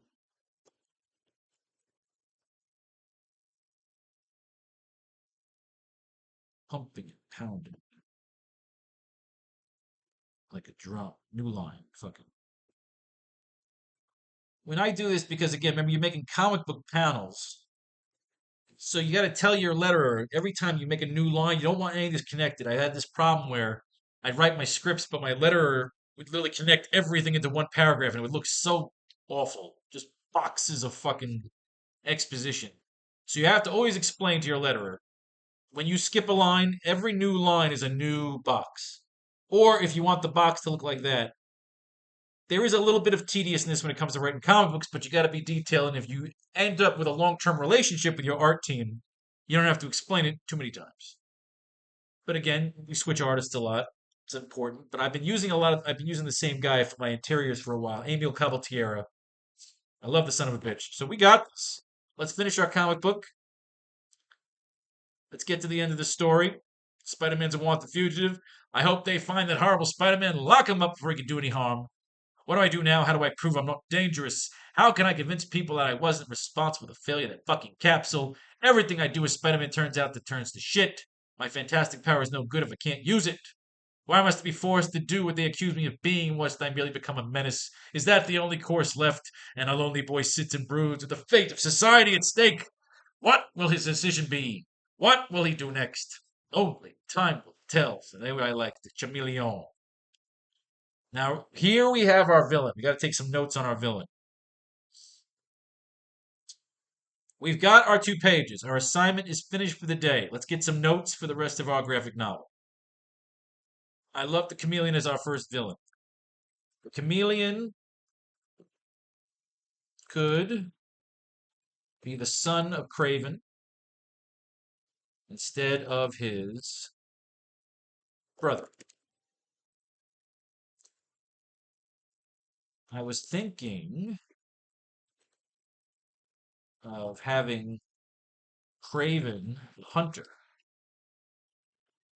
be who's the guy from Batman Begins? When I wanted a Batman Begins this story, Henry Ducard be the Henry Ducard of the story, mentoring Peter, and of course trying to exploit him. So we're playing here. Chameleon could have been experimented on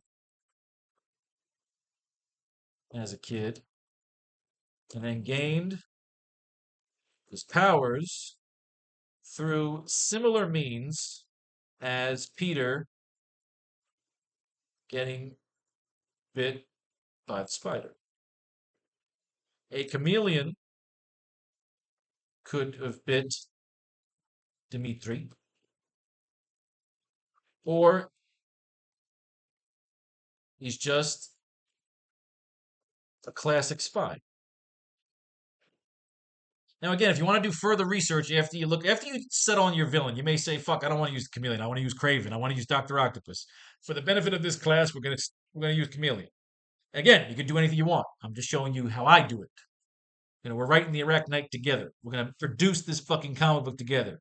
This is going to build up our Kickstarter. I like the idea. I need some limitations.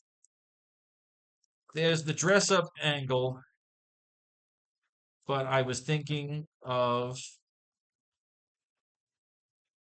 connecting his powers to touch. Or definitely the blank face and skinny frame. He should be the anti Spider-Man, a Bond villain, or henchman for a bigger villain. Possible. But if we're focusing on origin here, then you don't want a powerful villain. You kind of almost want the throwaway guy, the Iron Sheik, Peter's Hulk Hogan. How can you defeat a man who can change his identity before you can catch him? Perhaps you don't know the answer, but Spider-Man was determined to find out, no matter what the cost. And of course, you have the cross promotion with the Fantastic Four. Now, by this time, the Fantastic Four have done about 16 issues already, or 10 issues or something. They've been around for about a year before Spider-Man gets on the thing. Spider-Man wants to join the Fantastic Four. If you notice the error here up top, they have Peter Palmer. She could do a whole YouTube video on that shit. It's like error rookie cards. He goes to try and join the Fantastic Four. The Baxter Building, a chance to have the teenager with superpowers working with them be a natural. Here's the elevator. The blame thing isn't working. Got to use the special beam. He forces the doors open. The elevator would be above me. So he says, fuck this shit. I'm going to just bust into the building. Peter Palmer. It still says Peter Palmer. Holy shit. That could be the name we use. Peter Palmer. Just to fuck with Marvel, this character's name could be Peter fucking Palmer. I almost like that. Twice as impressively see how Christie. The idea is that he's arrogant. He says he's going to bust into the Fantastic Four headquarters. He balances himself on that strand of web like a human spider. We know this great classic story. Heading for the Fantastic Four's headquarters. The alarm, someone's trying to break in. And the idea was that if you were reading Spider Man, they wanted that either you came from Spider Man because you knew about the Fantastic Four, or because you became a Spider Man fan, now you want to go back and read and buy old issues of the Fantastic Four. If you're the type of person that likes to stay in every now and then, throw on some music, drink some wine, or smoke a blunt, and read some fucking shit. The idea is that they'll help you with a fucking timeline to how to read all these comic books in order so you can fantasize about being a kid in the 60s reading the shit at the same time that it came out or in the same order. Here's a picture. It's Spider Man. Why didn't he phone for an appointment like everyone else? Because he's a teenage cornball show off just like the Torch. How obliging them to leave the window open. He activates. He sneaks in. They lock him in the cage. He breaks the cage. That device costs us thousands if you wreck it. Don't worry, Rubberface. This squirt's gonna be taught some manners, you big ape. Did you forget you're messing with the guy who's the proportionate strength of a spider? That's what I get for pulling my punches. They basically try to grab him. He's going for a little exhibition. He wastes a shitload of web all over Mr. Fantastic's limbs. While I might be invisible, I may be able to get this rope over our impetuous young friend. My spider instinct senses danger behind me. He spins her around on the web. The flaming torch. He's got a circle of flame. I'll just jump over the clown's little trap. Then it'll be my turn. Stay still, darn it. He makes the big wall of man. No more fun and games. Someone may get hurt. Now suppose you would tell us what you're here for. About time, someone asked me. Get on my way, Killjoy. Give me another crack at him. I came up here to join up with you. I want to be a member of the Fantastic Four. I thought I'd give you a demonstration of what I can do. So now let's get down to business. How much does the job pay? I figure I'm worth your top salary. That's it. I knew it. The kid's got rocks in his head. We're a non-profit organization. We pay no salaries and bonuses. Our profit goes into scientific research. You came to the wrong place, pal. This ain't General Motors. We just keep enough money to pay our expenses. Every other cent goes into developing the most effective supercrime fighting apparatus we can create. Besides, aren't you wanted by the police? This isn't Outlaws Anonymous. I might have known. I'll make you look like pikers. Come back. He left so suddenly we could have helped him. We had enough problem, kids. Somehow, I have a feeling we'll be hearing more from that young man in the future. So this was the rub. This was them getting you to read about the Fantastic Four, letting them kind of do the whole, it's like in show business. You give them a little edge, give them a little rub. It's like, Arnold Schwarzenegger walking back the rock. But we are reading this far because we are trying to establish the villain of our story, or at least the henchman. The chameleon is either our main villain of this first graphic novel, or he's the henchman, or we have both. The chameleon, of course, and Craven are connected. I like the idea of playing around with these two. With my multi-pocket disguise vest, it would be an easy matter for the chameleon to become you, friend janitor. Sorry, so what if the chameleon's got these plastic molds, like he carries a fucking kit with the vest? I do like the hands-on approach, getting away from too much tech. But what if the chameleon can mold and shape like the shit that he does? Okay. He carries molds and masks and pellets. The idea is, though,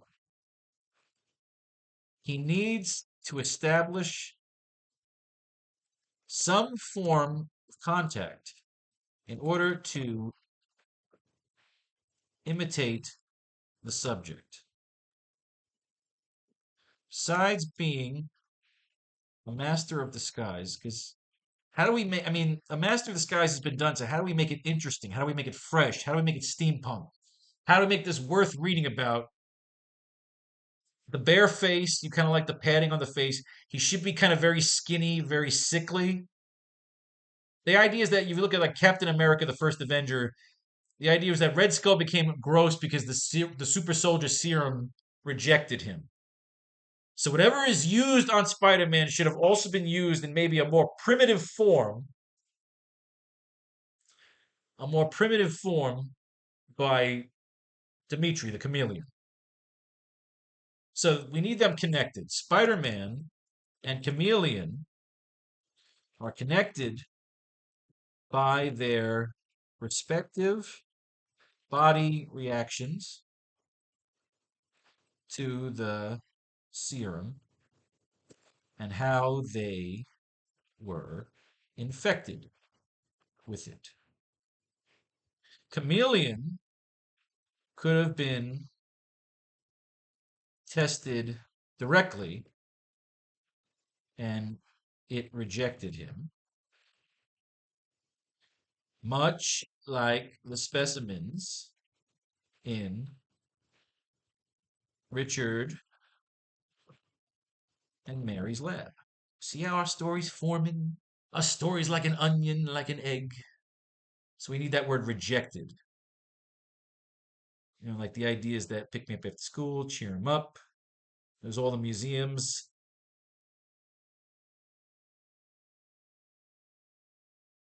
In some cases, fatal to the specimen when the serum rejects it. Them, giving them a pronoun. So I like the idea of a connection. Otherwise, he's just another shithead that's just good at disguising himself. We need to add our own little stamp on the chameleon. So these molds in the Aries lab. These molds form the face of his victims. And he can add to it with his various disguise paraphernalia. Okay, let's keep going here. My multi-pocket disguise vest. I mean, you can have a multi-pocket disguise vest, but I like the idea of molds, pellets, mustaches, something. Become you, friend janitor.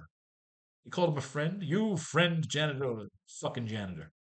Minutes later, so far so good. Disguised as the janitor was easy to gain access. See, I like the idea if you're writing the graphic novel, if you're making a movie, it'd be kind of cool to see the villain kind of moving around, like I get a Christian Bale, like the machinist type, just fucking backing into corners, pulling off mustaches, fucking molding, shaping. You know what I mean? Disguised as the janitor was easy to gain access to this restricted area. And now another fast change, and I will take the identity of Professor Newton. Now nothing can stop the chameleon.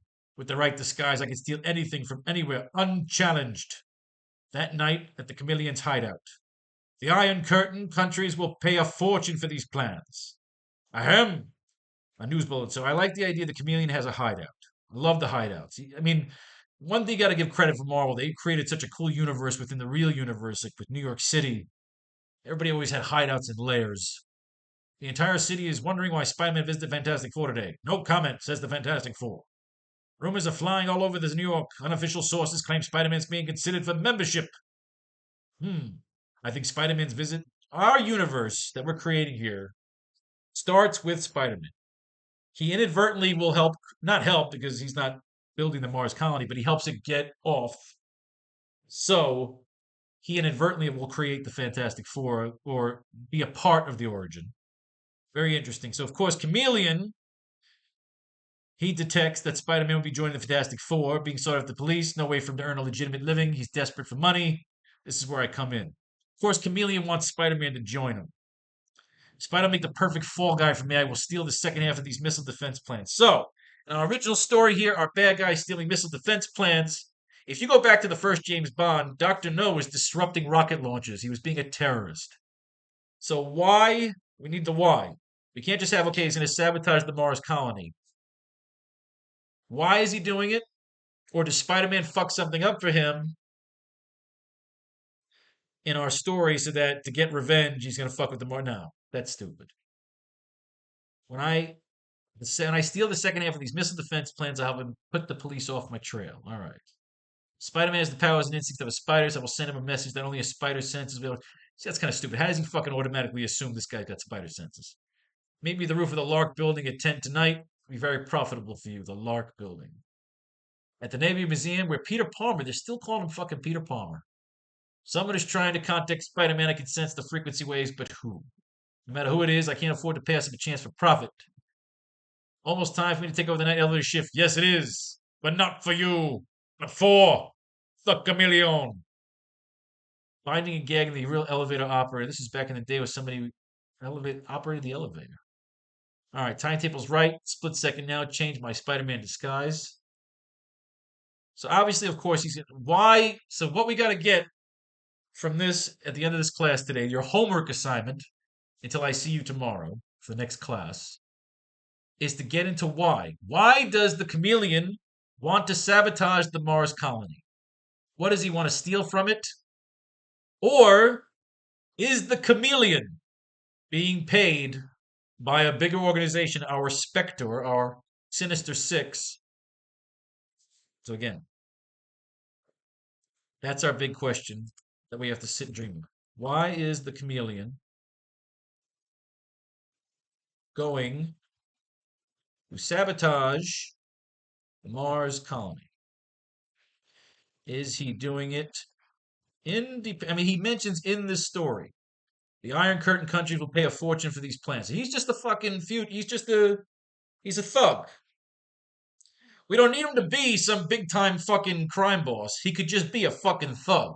Spider Man's first big fucking fight in our first graphic novel could be interesting, but the guy doesn't have to be a world breaker. He could be a thug working for somebody bigger. Or is he doing a job for someone bigger? If you look at like Thunderball, the James Bond stories, Spectre takes down a major fighter pilot.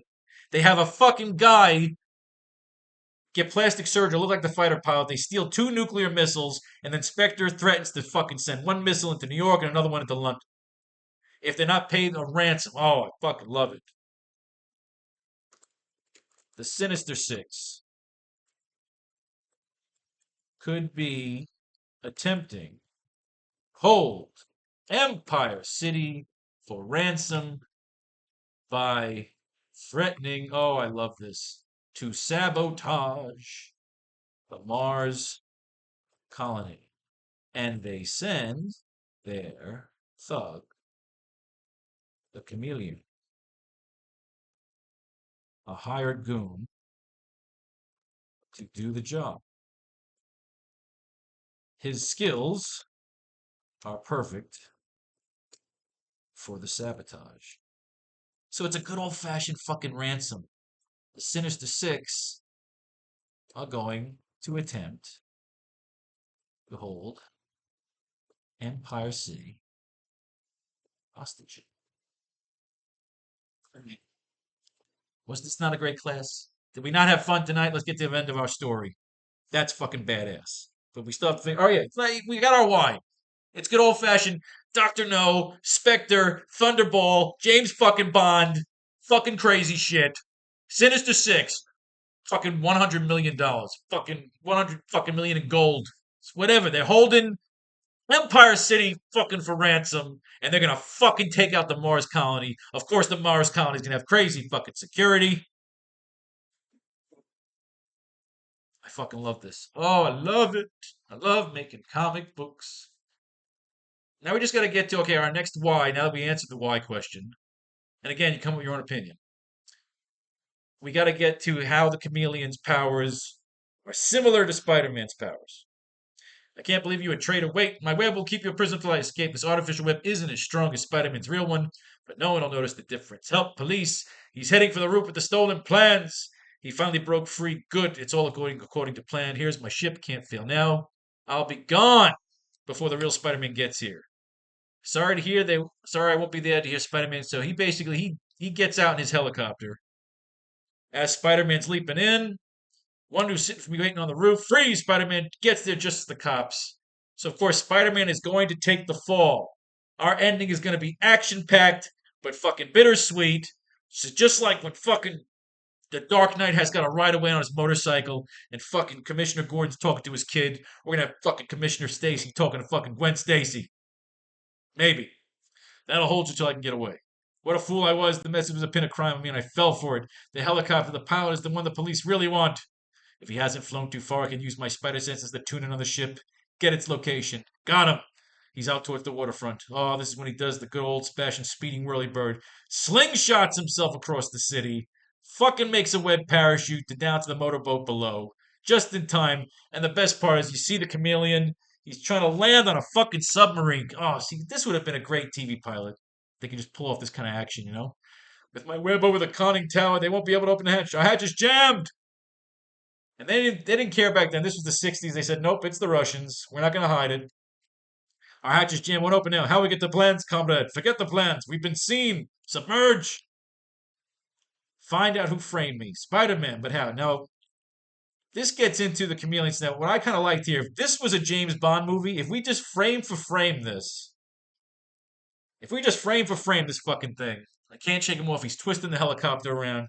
He fights the fucking chameleon, rips the door off with his bare hands. I mean, these two will be fighting on the helicopter, fucking James Bond style.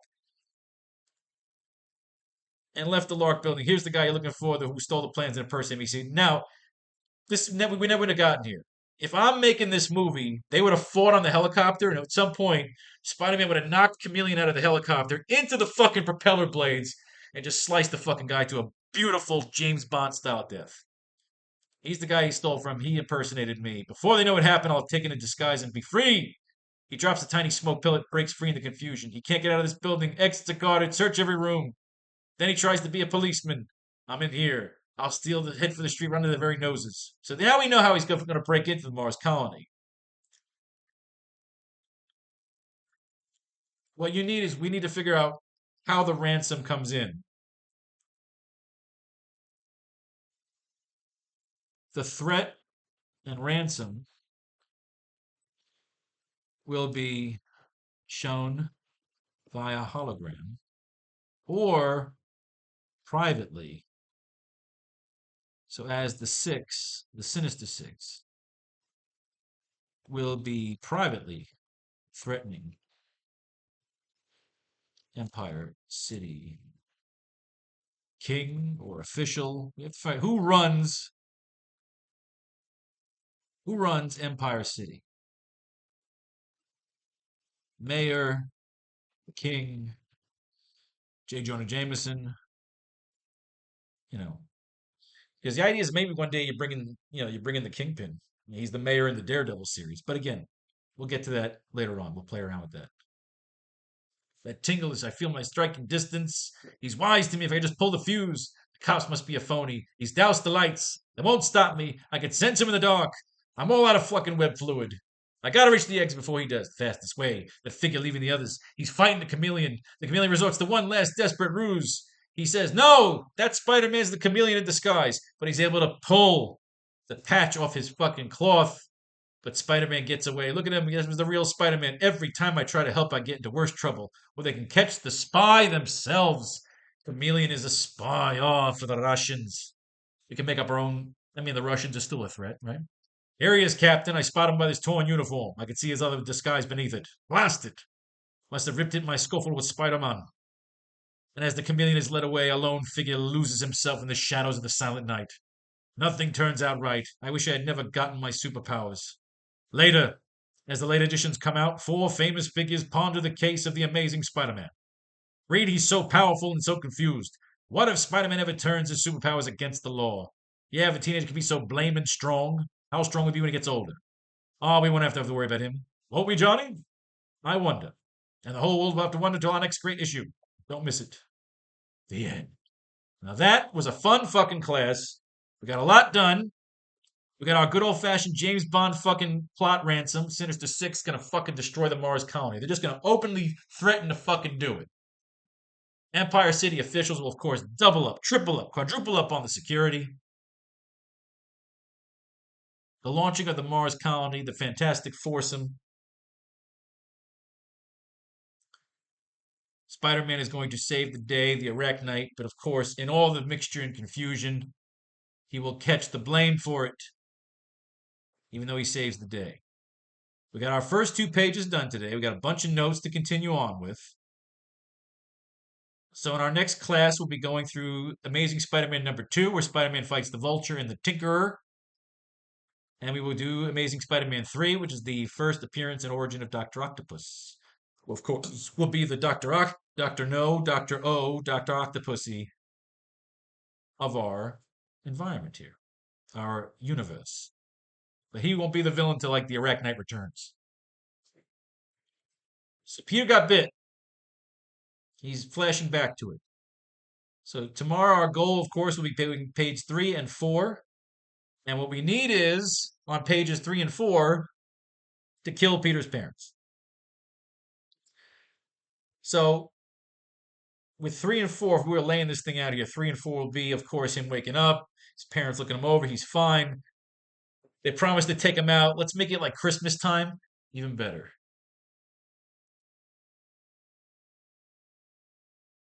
version of a time city. It's holiday time, winter time, Christmas time,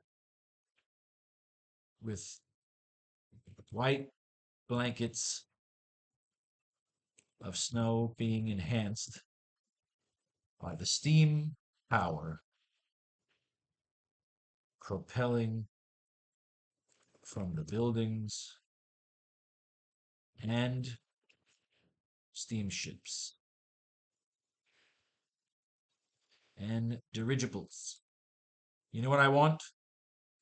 I want dirigibles. I love dirigibles. Ladies and gentlemen, we got our first 2 pages done. Let's make it look all nice and neat.